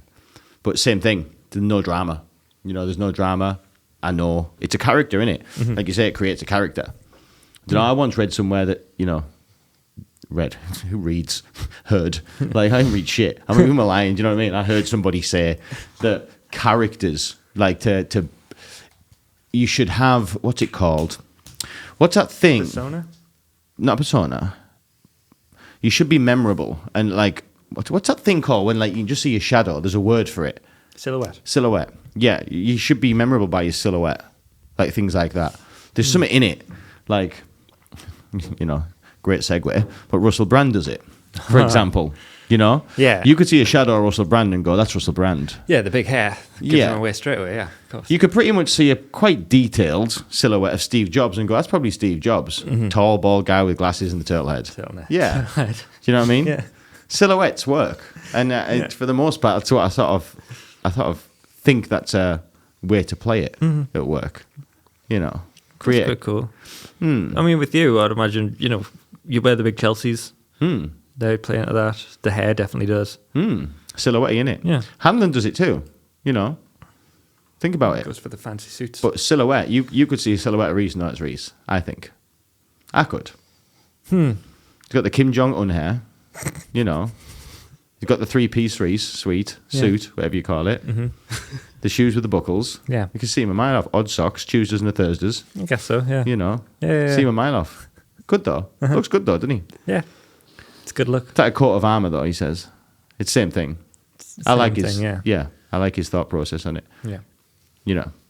You wear that suit like you look like someone who means business. Yeah. So it says here what makes a good character silhouette is whether you can identify and outline the character, whether it's by their body, by their hair, clothes, or several other identifiable Where does it say that? characteristics. Oh, yeah.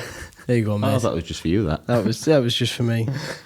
But yeah, shapes should not blend together naturally. Should be laid on top of another to create a blob. So you are memorable blobs. Thank you. Say that again? What's it say about silhouette? Because I couldn't see. What we're talking about? So it says what makes a good character silhouette. You should be able to make sure each part of the character, whether that's the body, hair, clothes, are separately identifiable from each other. So they shouldn't blend together. Yeah. This is coming from Disney. Huh. This is creating a character like Gaston. or Mickey. Or Mickey. With his ears. Silhouette. Everywhere. Yeah. So we're talking about cartoons here, right? He's talking about cartoons Right, here. right, Yeah. right. Just, Right. I guess it applies everywhere, I'm sure. No, it does. It Makes does. a lot of It sense does. to me, yeah. I've heard it before. So, like Captain Hook. You see silhouette of Captain Hook, you know it's Captain Hook. Yeah. You know what I mean? You see silhouette of Wendy, you know I'm that's not ready Wendy. to lob my hand off, though. No. But he's got a good silhouette. You know what I mean? He does. Mile off. Yeah. Jack Sparrow, mile off. You take fucking Biden. I know you're a big fan, but you won't recognise him by silhouette, will you? Guess not. No. Trump? You would? You would. Yeah. Yeah, you would. Just saying. Yeah. Just saying. What an off. I won't. We'll leave it there. We'll leave it there. Let's not get We'll into leave it that there. today. No. We'll leave it there. It's not time for that, is it? No. No. So, look, it doesn't feel right that we're not talking about it. You want to jump into that? Yeah, it doesn't I know feel what you right. want to jump into. Doesn't feel right. How long have we been recording for, Southpaw? We've been going for 123. But Yeah. then you did your little wee breaks, I'd imagine, one time. I don't need no wee. Do you need a wee break? No, I'm good, mate. No. Let's jump into this. Yeah, let's. Okay. So, Russell Brand. yeah, so Russell. He's had a bad week. He's had a bad week. He's had a bad week. Bless He's having him. a bad week. What do you think? So I've watched this documentary on Channel 4. Mm-hmm. Dispatches, yeah? Dispatches. Mm-hmm. It's a difficult one because we all say they're innocent until proven guilty. There ain't no trial happened. I've seen his video that he put on Rumble where he's defending himself, and I have seen Dispatches, which is the other half of it. I think it's looking pretty bad for him. Like, Yeah, it is. It's looking pretty bad. I think he might have did this stuff.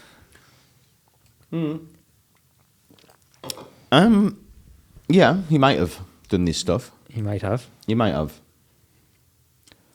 And honestly, like, since it's only came out like this last week or so, the last 7 days. I think roughly so. about Not long then. ago. Yeah, I think it's very early to really make a defined call and say this man fucking did it. Even though Channel 4's very much done that in the documentary, but it's not looking good. Like, if this is how it starts, I'm not sure I want to see where this is going to lead. It's going to be, I think, probably a case of bandwagony. I think there's going to be a lot of people jumping on the back of that. I think On both sides. on both sides. This is a funny one, really, because, like, before this week, we all knew that Russell used to be, let's call it, very sexually active. Let's Yeah. call it. He won Shagger of the Year 3 years running, Yeah, like on some magazine. He it'd be a basically, great title to have. yeah, Yeah. I mean, imagine that. Yeah. Yeah. To my understanding, he won it 3 years running. I don't know what magazine it was in, I think it was the son. Was it the son? I think it was the son. Was it? Yeah. I don't know. But sugar of the By the son, yeah. the Metro. I don't know. Whoever it was. But anyway.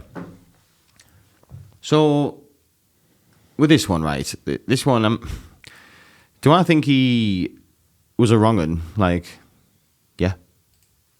Do I think any different today of what I thought of him a week ago? No. Because I feel like he's kind of already told us what he used to be like. Like, he was narcissistic, is narcissistic, evidently got some kind of... He talked about it very openly in all of his comedy, to be fair, didn't he? Yeah, pretty much. Yeah. And... if you circle... I feel like, it's funny, if you hang around with Russell Brand, I feel like you know what you're getting. You know what you're letting yourself in for. I think so. Yeah. People do change, and 48-year-old Russell is not the same Russell at 28, I don't believe. No. I think once he was... But at the same time, if a rape allegation's going around, like, you can't just be like, I'm a different person now, that was old me. Do I think he raped somebody? Absolutely not. I don't think he raped anybody. No? No, I don't think he raped anybody. Definitely not anywhere. I don't know. Definitely not? I'd put, that's my bet. I don't know. I don't know. Of course, I have no right to say it, but I can go off what I think I know about this person, and I can go off what's been put to me. I don't think he's actually raped anybody. I think he's probably been a bit mental. I think he's been getting his willy out places when he shouldn't have. Yeah. I think he's been a bit pesty at times, and I think, let's be honest, this guy pushed to superstardom, and every woman was throwing himself at him, and that was kind of what he was paid to do. It's strange how the very thing that he was paid to do, the very thing that made him Russell, is now come around to bite him on the bum. Yeah. And it's like, have we really learnt anything here? Or did we know that he was a womanizer? Like, I know this word rape keeps coming up, but like... from the Channel 4 documentary, it sounds pretty scary, like he might have crossed some lines, 100%. Yeah. From her account, if that is true, yeah, he's full-blown raped somebody, mate. Yeah. I want to... whether it comes from a persona or comes from the gaze of celebrity or whatever, like, rape's rape, man. Like, not on. Like, are they saying that he's actually raped somebody? Like, got hold of them and, like... Rape to me is forcing yourself upon somebody. I think so, yeah. That's what they're saying he's done. That's what they said in the documentary, yeah. Right. I don't know what's gone on. I don't think that's happened. No, that's what my guess would be. I think... Should I tell you what I actually think? What I actually think is that he has upset some powerful people. I think that, let's take a little bird's eye view of this. Russell Brand has spent the last couple of years on Rumble and various other platforms, basically pushing a narrative that big pharma, big government, big food are all basically having our pants down, pardon the pun, that we're all getting absolutely blagged by the system. That's kind of what his shtick is. Like, his whole shtick is stay free with Russell Brand. And if you've ever spent some time watching these, like, hour-long programs, like, that's what it's all about. It's all about that, the powers that be, that we're all being absolutely lied to. Yeah. And to my understanding, he's, like, probably the biggest person that does it.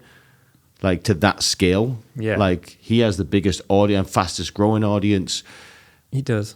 I actually, I know where you're going. I just don't think it's big enough. I don't think he's big enough to really warrant that kind of control where somebody's basically ruined his life for it. Nah. Well, do you know when I heard it, do you know what I felt like? When I saw this documentary, I was like, this reminds me as if somebody's gone to chat GDP, whatever it's called, chat what? GPT. That daft thing. Yeah. Yeah, and they've said, hey, chat GPT, create me a scenario where Russell Brand is a rapist. And what it's done is it's gone, all right, and it's gone over all the internet, and it's picked out bits that he said, right? And it's concocted it into a story. Yeah. That's what it sounds like it's done. It sounds like a chat GTP sort of like case. Because You could say that about anything, though. You know, I'm sure if you watch the Jimmy Savile documentary, you could think at the end and just think, I wonder if, like, you know, you went at ChatGPT and said, create a story where Jimmy Savile's a pedo. He'd write you a fucking story similar to that, right? Like, I find that funny because you're not the first person to say that like that. Like, I heard a few, like, different, because obviously after the documentary, I thought, what are people saying? So I listened to, like, Piers Morgan on it. I listened to, what's that guy called? What did Piers Morgan say? Piers Morgan, I'd say he's dead on the fence. He's straight down the middle, like, hang on a minute, stop using words like victim, and because there's no crime here, like, these are accusations, like, this has to go through a court and blah, blah, blah, blah. Yeah. He's very much of, like, he's in the court of public opinion now, which isn't really fair, because all that could happen is anybody could say anything about anybody and they're instantly guilty. Yeah. Like, that's what it's got to now. It did strike us as crazy that Channel 4 just released a documentary like that, like, before a trial. Like, imagine if he was just acquitted of everything and then Channel 4 just has that documentary out. Like, yeah, and the same thing Pierce was saying, if he has done these things, and Pierce was the first to say, like, I'm pally with Russell. Like, I've done lots of interviews with him, I know who he is, like, we're on good terms. Yeah. And he said, and if through a proper legal process it can be proved that he has done these things, then he needs to be punished for these things. But Pierce was saying, like, the way he was wording it was like he's exactly dead center on it. Like, if he's done it and we can prove he's done it, then this man needs to be punished. Yeah. But we will not sit here now and do this to this man off the back of somebody saying something.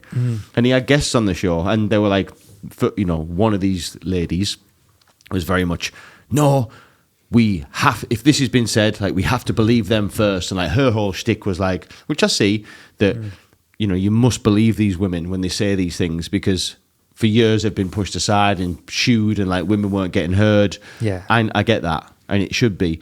But there was also another woman that was there who was saying, well, hang on a minute, like, that works the opposite way. Yeah, it can be very dangerous to just assume that everything's right, yeah. So, like, it's difficult. It's difficult here.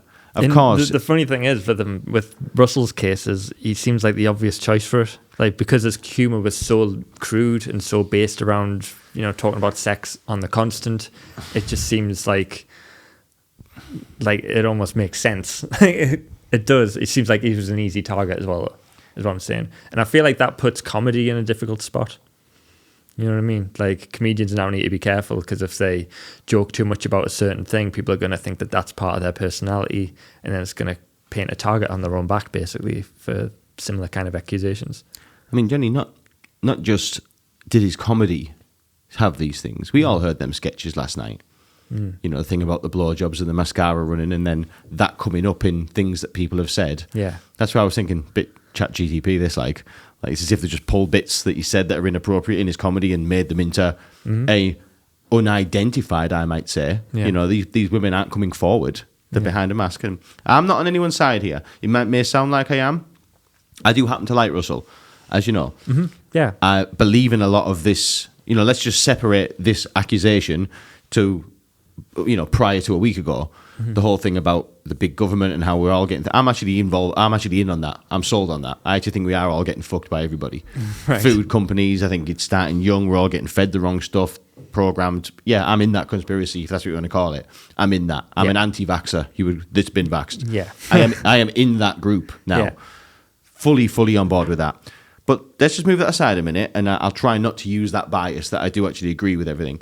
Looking at this, there is every possibility. If anyone was going to be like that, it would be him. Because, say it as it is, like, this wasn't just in his comedy. He lived that life. Yeah, he did, And he told us all. Yeah. He wrote books about it. He was an absolute slayer. He was picking people out of crowds. It's no secret. Yeah. Like, he had people going and getting people for him. Like, he lived the life of a rock star. Yeah. But that's no different to any other rock star. And what was it? We have to remember this, and I'm not giving anybody a thing off. Like, if he's fucking raped somebody, right, he needs to go to jail. Simple as that. But it must be proven, and we can't just go off the back of what somebody says, because, like, it's just getting ridiculous now. Like, anybody can say anything. Somebody could say it about you. Somebody say it about me. Yeah. And then we're just tarnished instantly. Yeah. And if there's no evidence, like, it doesn't matter. That's a dangerous thing in celebrity culture. That's Remember that can this? just happen. I know it was only 20 years ago and like 15 years ago and 10 years ago, some of this. But we have hit a time where things have got like pretty fucking serious as regards to like the Me Too thing and like women's rights thing. It's really, really, really ramped up more so than ever in the last few years. Yes, I mean, you go back 70, 80, 90 years, whatever, women couldn't vote and all this. I get that. But like the 80s, the 90s, the noughties, blah, blah, blah, they're all kind of the same. Like, yes, women can vote. There should be equal pay, blah, blah, blah. But like, things have changed a little bit, and things that were not acceptable, but happened, let's say, 20 years ago, now you can go to jail for them things. Yeah. Do you know what I mean? I'm going to read you some messages, because I discussed this with somebody last night. I'm not going to name this person, but this person is a female, right? And this person is in their 30s, right? So I thought we'd talk about this today, and this person went on a rant. Would I say this person is a Russell Brand fan? I would say no more so than somebody who likes...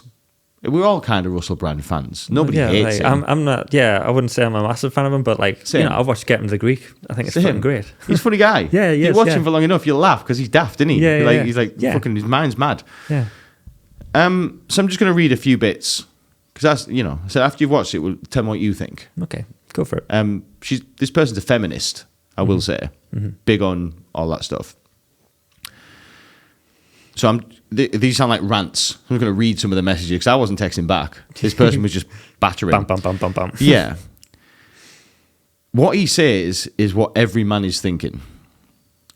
Why would any woman go around to a man's home who is a known sex addict and be shocked that he wants sex? First woman, her story, I'm Team Russell, right? Mate, 99% of men show the pic you have just... This is in reference to showing naked pictures. So somebody had said that they'd sent naked pictures to Russell. Oh, yeah. And he showed other people. Yeah. Mate, 99% of men show the pic you have just sent of yourself with nothing on. If you don't want people looking, don't send it. It's not your husband. The 16-year-old, again, this is one that sort of makes my eye twitch of them all. This is the one where I'm like, most like, he was 16. Like, that's the one that made me a bit thingy. I didn't know that was a legal age. I thought it was 18.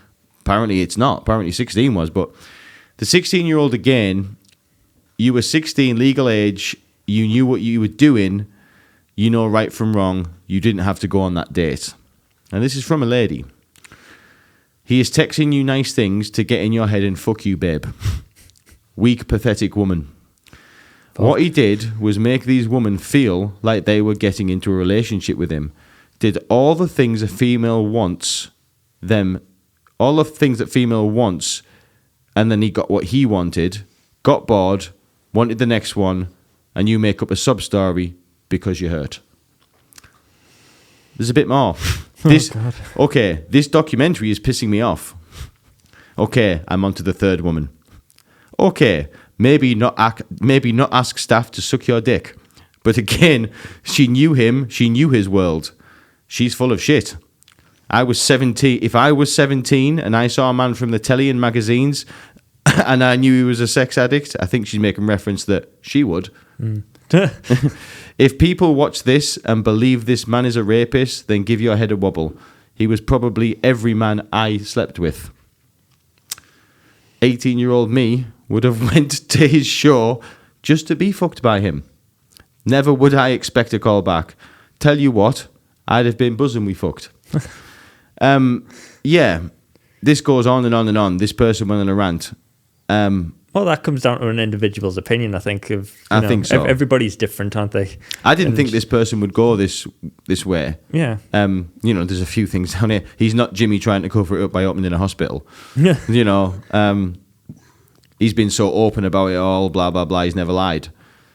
I'm not totally convinced that he hasn't. But what I'm getting at is, right, he has kind of mapped out what he was. He was a womanizer. He was sleeping with every Tom, Dick, and Harry. He did have a bit of a god complex. Yeah. He dresses like Jesus. Like, of course he did. And as long as all the sex is consensual, then it's like, And I it's think fair game. Have as much as you want. I'll hold the camera, you know? And I don't know for a fact. This is just one person's opinion. Mm-hmm. But if I was to guess, I think everything has been consensual. I think. But I think he has enough data for pretty much anyone to do this, to say this to him. Yeah. I think he's probably upset some people as well, you know? Probably. Do I think he's, hate to use the term, but fucked and chucked people? Yep. Yeah. Do I think he's told people sweet nothings that it's going to be them too? He's a very charismatic person. You can imagine when he starts telling you nonsense, you're going to believe it as some naive young girl. Yeah. Do you think that that's okay, though? No, there's a difference between okay and a crime. Mm-hmm. Yeah, but... Sorry, I'm not going to sit here for 1 minute and think that boys don't tell girls what they want to hear. And if that's the case and we're all going to pretend that isn't the case, okay, let's not live in reality then. Everybody that's listening to this at some point, not everybody, 90% of people that listen to this who've been active in that way know what I'm talking about. Boys say what they need to say. It's just how it is. Is it right? No, it isn't. Yeah. But it happens. And everybody does it. That's just part of it. And now all of a sudden it's like, well, you can't do that. Yeah, okay, but people did. Mm-hmm. People did. And what I'm getting at is time's changing. It's an awful thing to say, but we're sort of looking at today's rules and going back over everything and well, that was wrong in 1999. Well, that was wrong in 2005. Yeah, it was. Time's changed, mate. We had slaves 70 years ago. Do you know what I mean? Yeah. But where does this stop? And somebody made a good point about this. Dan Bilzeri. Okay, full stop. Dan Bilzeri. Whatever his name is, that guy. Leonardo DiCaprio, there's another one. Yeah. They could do that to him. Mm-hmm. Yeah. But somebody made a good point about this. But no, they do as they're told. They don't shout out. They're not saying that the things that Russell's saying. Mm. I've heard somebody say online, which was, what's his name? Farage. Farage said something very interesting. Farage said he's upset some very powerful people. That's what he's done. He's rubbed some people up the wrong way and the wrong type of people. We're not dealing with individuals here. We're dealing with governments. People have been warning him not to do what he's doing. Yeah. But of course, it's risque. Gets a lot of views. A lot of people want to watch it. A lot of nutcases like me jump on board with it. But sorry to jump from pillar to post on different things, but you could say this about loads of people. Do you know what I mean? I don't know. You think it's just kind of Russell's turn, and then a few months' time, you could be having the same conversation about Leo. They could, but they won't, because Leo hasn't said the things that Russell said. Yeah, I think certain people know, and that was kind of the reason why I was a bit worried about saying this today on here. But I thought, no, I'm being pigeonholed. I'm being told to shut up. I just think that there's a hell of a lot of smoke around him at the minute, mate. There is, but have you learnt anything new? Because I haven't. I haven't learnt anything new. The rape stories were pretty graphic, pretty convincing. She was on about not full-blown witnesses, but people who were outside of the room while it happened, who came up to her afterwards and said, "I'm really sorry I didn't intervene." People knew. And I think that there's stuff that still hasn't come out. I feel like Catherine Ryan's probably on the verge of dropping some stuff. And what I also feel about it as well is not to say that this is on the same level at all, but you think of the Johnny Depp trial. Okay, that was a domestic abuse thing, not to do with rape. No. As far as I remember. When that was coming out and all this stuff about Johnny was coming out, he had people like Winona Ryder, his ex-wife, coming forward and saying, "Oh no, that's not Johnny. That's not what he's like." And there was a lot of people who were defending Johnny. Man, who much for Russell. Other than people pointing at, saying, "Oh, he spoke to," like Nigel Farage saying, "Oh, he's just upset some big powerful people." No one's actually coming forward and character testifying for Russell. Well, you have to remember, in that scenario you give, that was months and months and months down the line in a court of law. Well, this is it. Like, It's early days. We're a week in. Yeah. And I will say on Piers... It'll be interesting. This is why I don't want to pitch a side either way, because I think it's going to be interesting to see how it plays out and say, like... On Piers Morgan, there was a young lady on there that had a relationship with him. So on the Piers Morgan thing, there's 3 women. There's one woman is very... don't listen to what people just say and call people, you can't just say someone's a criminal because somebody said something. She was in that camp. Yeah. The second woman was in the, no, you say something about somebody, they're a criminal. They were like just literally going back and forth. Pierce was like, no, like both ways sort of thing. Yeah. There was a third woman. The third woman was a comedian who had something with Russell Brand. But again, the question could be, is she a prop? Is she a friend of Russell's? Did she really sleep with him? I don't know. But she was saying that, yes, around, 20 years ago, Russell and I had a fling. Yeah. It was consensual. I didn't get this part of him, blah, blah, blah, etc., etc. But again, yeah, it sounds good. It sounds compelling. Like, well, there you go. There's a woman saying he wasn't like that. But then the argument could be like, have you been put there? Mm-hmm. I don't know. Listen, I'm on the fence. But yeah, it's definitely an interesting one. I'm not learning anything I didn't already know. I think it, if it comes out that, Russell didn't do any of this stuff, I think it's massively concerning. Like the idea that a documentary like that could be made about somebody for something that they didn't do. Fucking hell. That's grim. Nobody's safe in that sense, you know what I mean? No, and I think that's where we, I kind of think that's where we are, if I'm being honest. Yeah. It's not the first, and I don't think it'll be the last, though. No, it's a time we're in. What you mean with like other people? You think? Well, yeah, more? Just bringing completely to another sort of one of these scenarios was the Michael Jackson thing. Now I know there was a lot more evidence with that one, but he died and they made a full documentary on him, and it sounded very much as this person that we all admired growing up and loved his music. I came away from it thinking, oh God, what an awful person. Doing that to them, Michael Jackson. Yeah. So with all the children allegations, that sounded very convincing. And my sister still hasn't watched that because she idolised him growing up. She had a picture of him on his wall. She couldn't watch it. And it's one of these scenarios where they made a full documentary. I haven't seen the documentary yet, so I can't really comment too much on it with the Russell Brand scenario. But I think it's terrifying that they can make a full doc on someone where there's no proof as of yet. Yeah, it's a funny one. I've heard people say there's no smoke without fire and stuff like that. You can't say that. You can't say that. There is sometimes, depends who's put the smoke there. Yeah. Yeah, it is. Again, I'm not sitting here now telling you that I'm banging on the Russell drum. I just don't think. I think I know what's going on here, and I think he's the perfect target for it.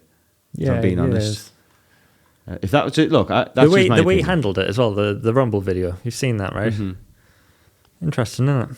You think like if you were faced in that situation, how would you handle it?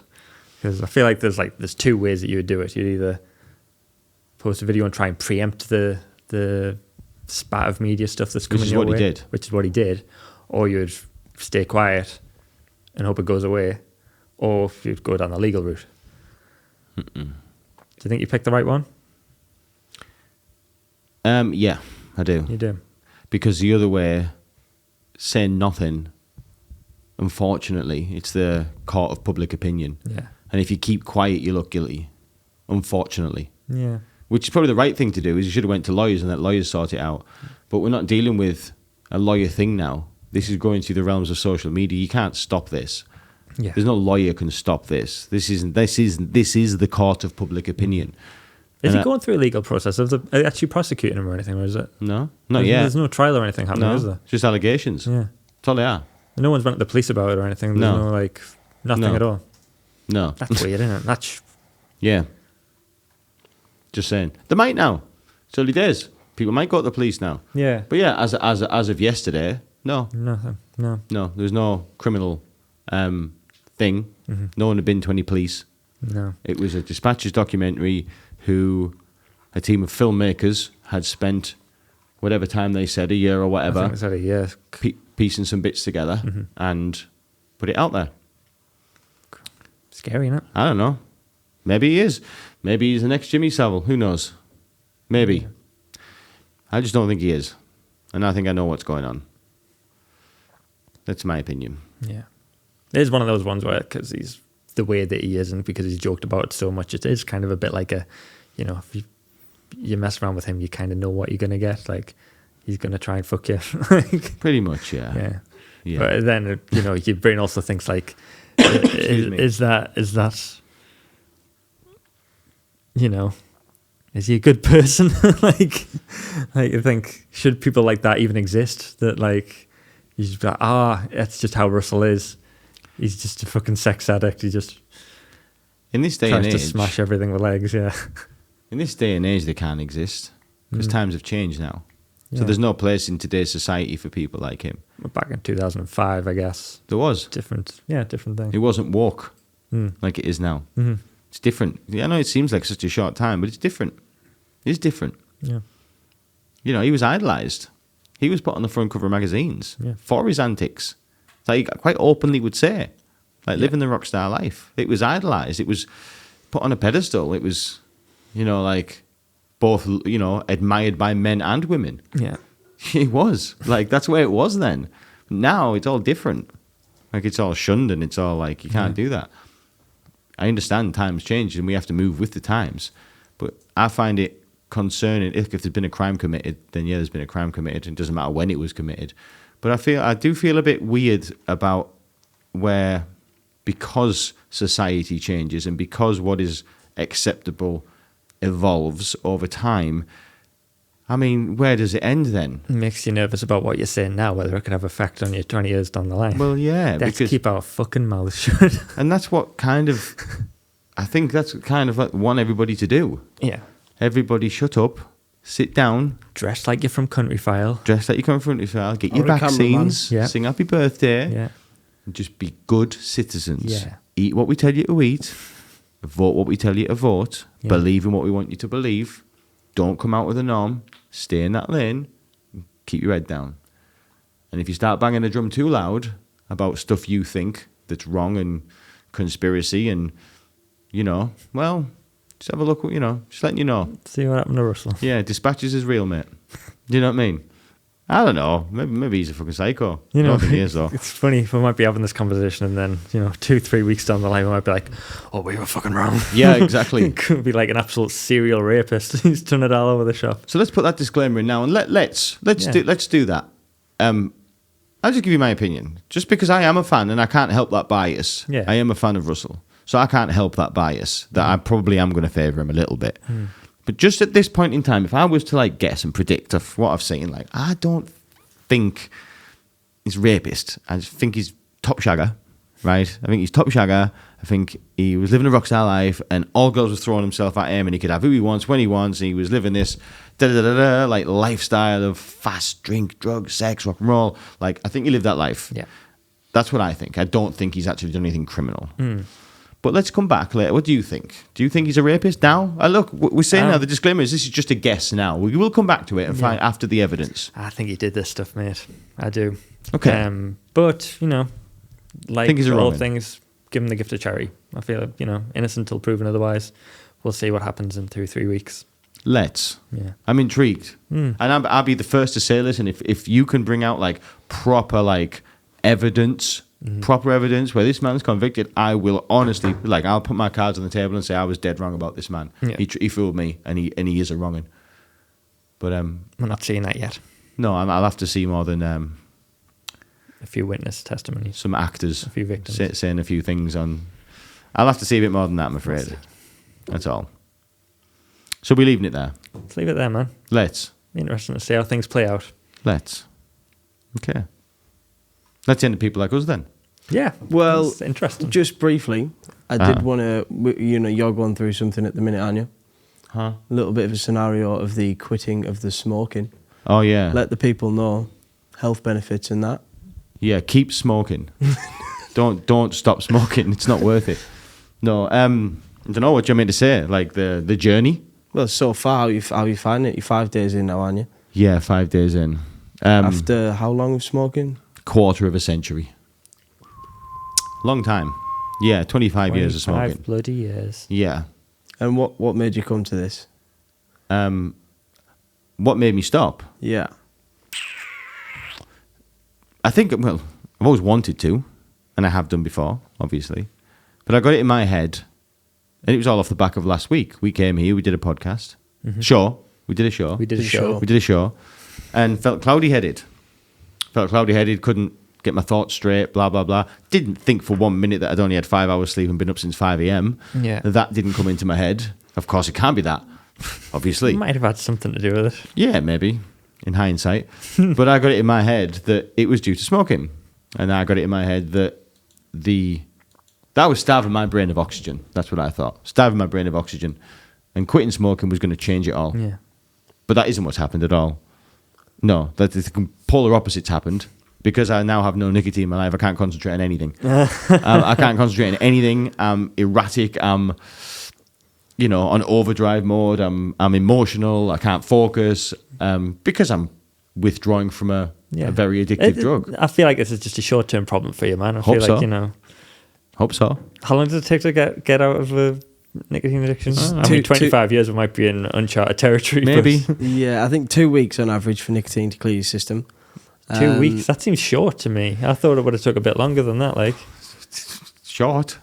Short. No, like to properly feel like you're out of it. You know what I mean? I feel like after 2 weeks, you're still going to be like, oh, fancy a fag me. Like, well, I did quit for a year and it never goes away.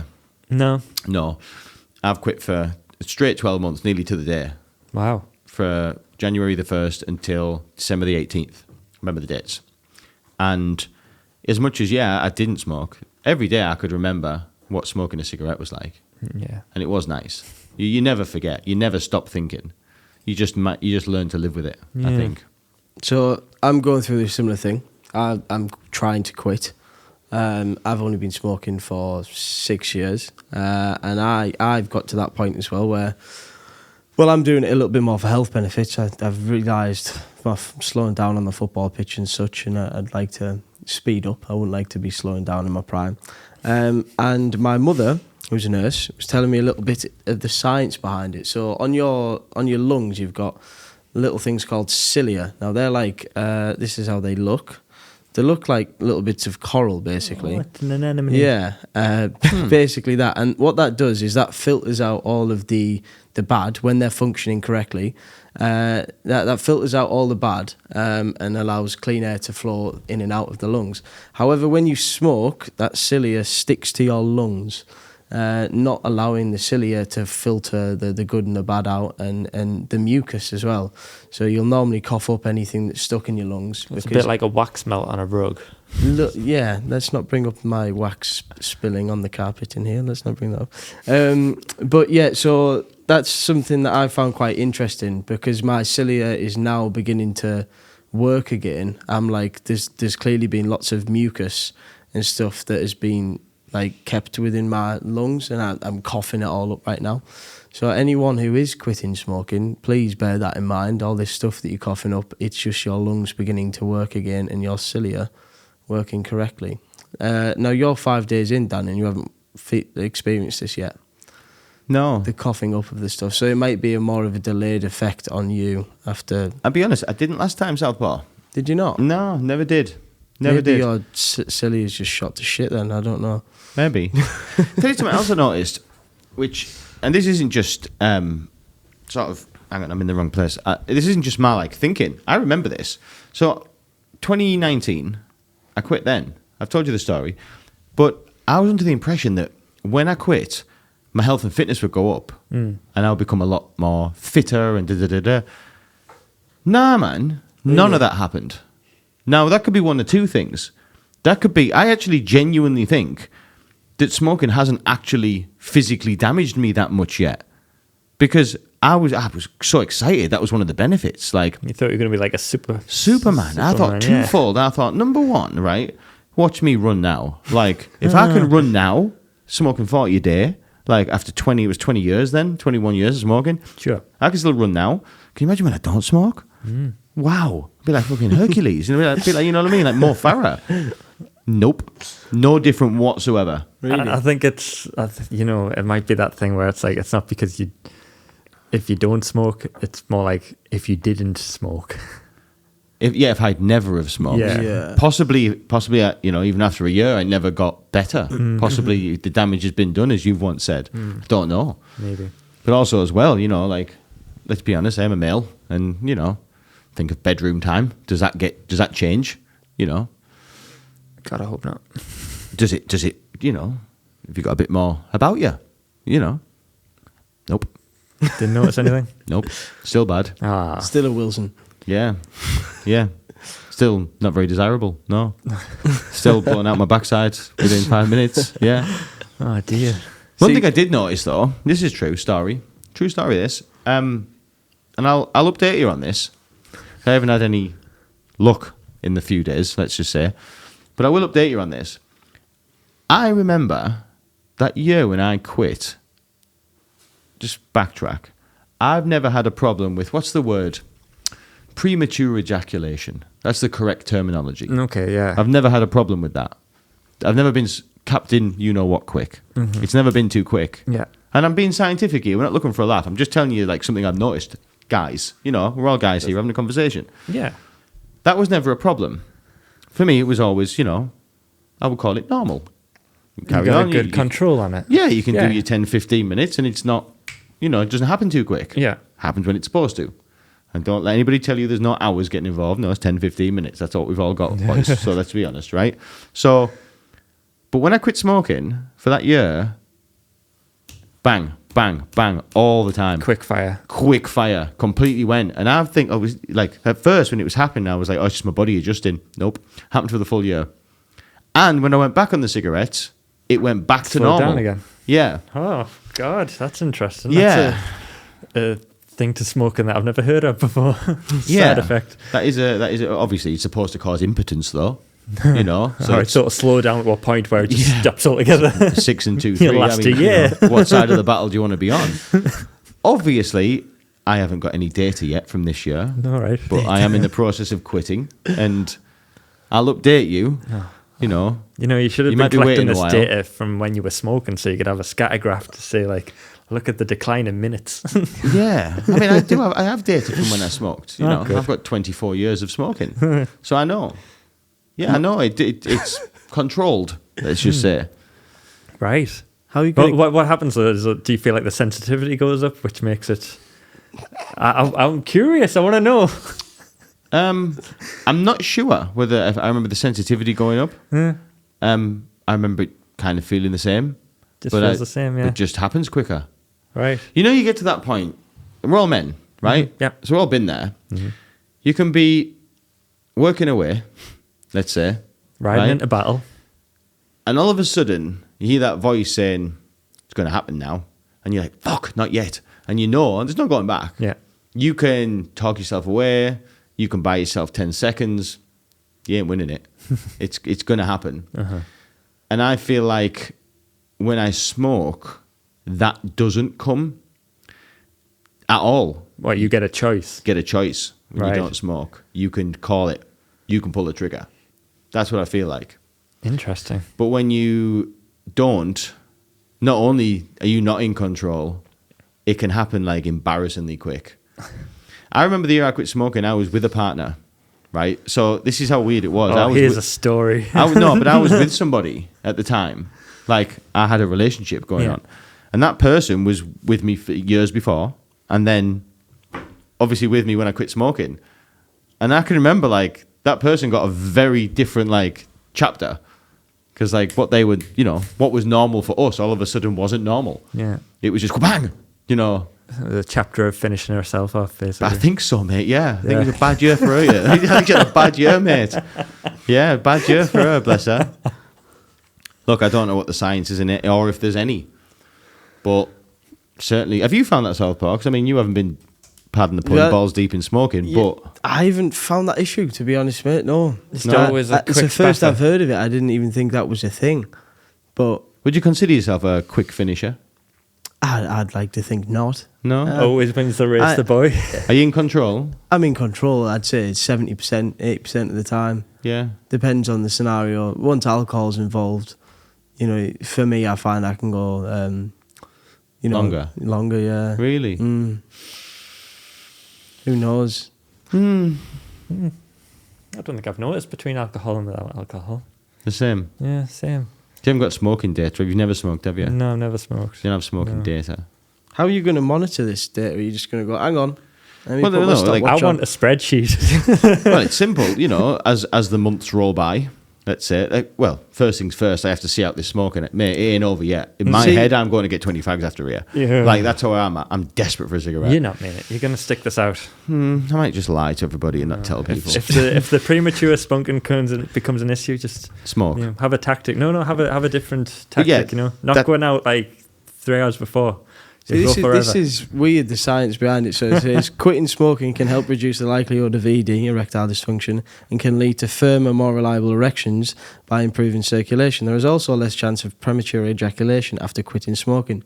So if you want to improve your sexual performance, it might be time to make a change. So Daniel, you've made a change, and it's gone the opposite way. Yeah. Well, as I say, I haven't got data this year yet. Yeah. I've got nothing to go off yet. I'm only 5 days in. 4 days in. What's worse then? Is it better to have good lungs and quit smoking, or is it better to perform phenomenal in the bedroom? If you'd have asked me, 5 years ago, I'd give you the wrong answer because I was immature, obviously. But no, obviously, I don't want to die. Like, it's funny. I said this the other day. I love this. I was banging on about smoking. I said, I don't want to die young. And the person turned around to me and said, you can't die young. You're old as fuck. Those days have gone, mate. It's like, what are you talking about? Die young. You died at 38, mate. You haven't died young. You've just died. You've had a good Do you know what I mean? Just That's just died. Do you know what I mean? So I can't die young, but I'd like to think, I'd like to think that I lived a long life. Like, I haven't done anything yet. Like, I'm going to have kids at some point. I might be later in life kids. I might end up having kids in my mid-40s. Do you know what I mean? Mate, I have to prolong this life. You know what I mean? Like, I need to be alive when I'm in my 80s to see this out. Like, I'm not just looking. That's it now. So yeah, you look, if I'm going to be Mr. Finish Quick, then sorry, but like, it's better that I'm Mr. Finish Quick and like I can like live and provide and be who I need to be for people for the next. I'm sure you'll get a lid on it 50 eventually, years. mate. You'll come out the other side of this. We'll see. Past the 8-minute mark, you'll be golden. 8 minutes, that's a dream, that, mate. No, mate. I can remember back then, like, it was embarrassing, mate. Oh, we've all done it. For fuck's sake. I hadn't even got started. Do you know, like, really? You know, like when you leave, where you like, take your hands off it and it still happens. Have you ever done that before? Fuck's sake. You try and stop like that. You try and stop, and it just, then it's like the worst, because, like, you didn't even, like, it just did it. Happened, yeah. Like, right. It's a sad moment, isn't it? You have to say sorry. Make your excuse. This doesn't normally happen. Your partner says, yes, it does. I should have just watched Squid Game. Yeah. Yeah. Not again. It's a sad time. It's tough being a man. We've all been there. I don't care what you say. Everyone's got a story, man. Everybody's been there. Yeah. Yeah, keep us in the loop on that data, Daniel. Give me some months, so, because it's not like it used to be, you know what I mean? This data's hard won now. No, I want a text every time. Like, I'll be waiting a while, mate. 30 seconds. I will let you know. 42 seconds, new record. Yeah. PB. But the answer to your question is you need to look after your health, don't you? Yeah. Yeah, That's and good it, mate. on you, mate. You know. Keep it up. Okay, let's go get some fags. Cool. End of story. Are we done? We're done there, mate. Let's Yeah. wrap that up. It's been a pleasure. Yeah, it has. Enjoyed it. Cool. Peace out. Peace out.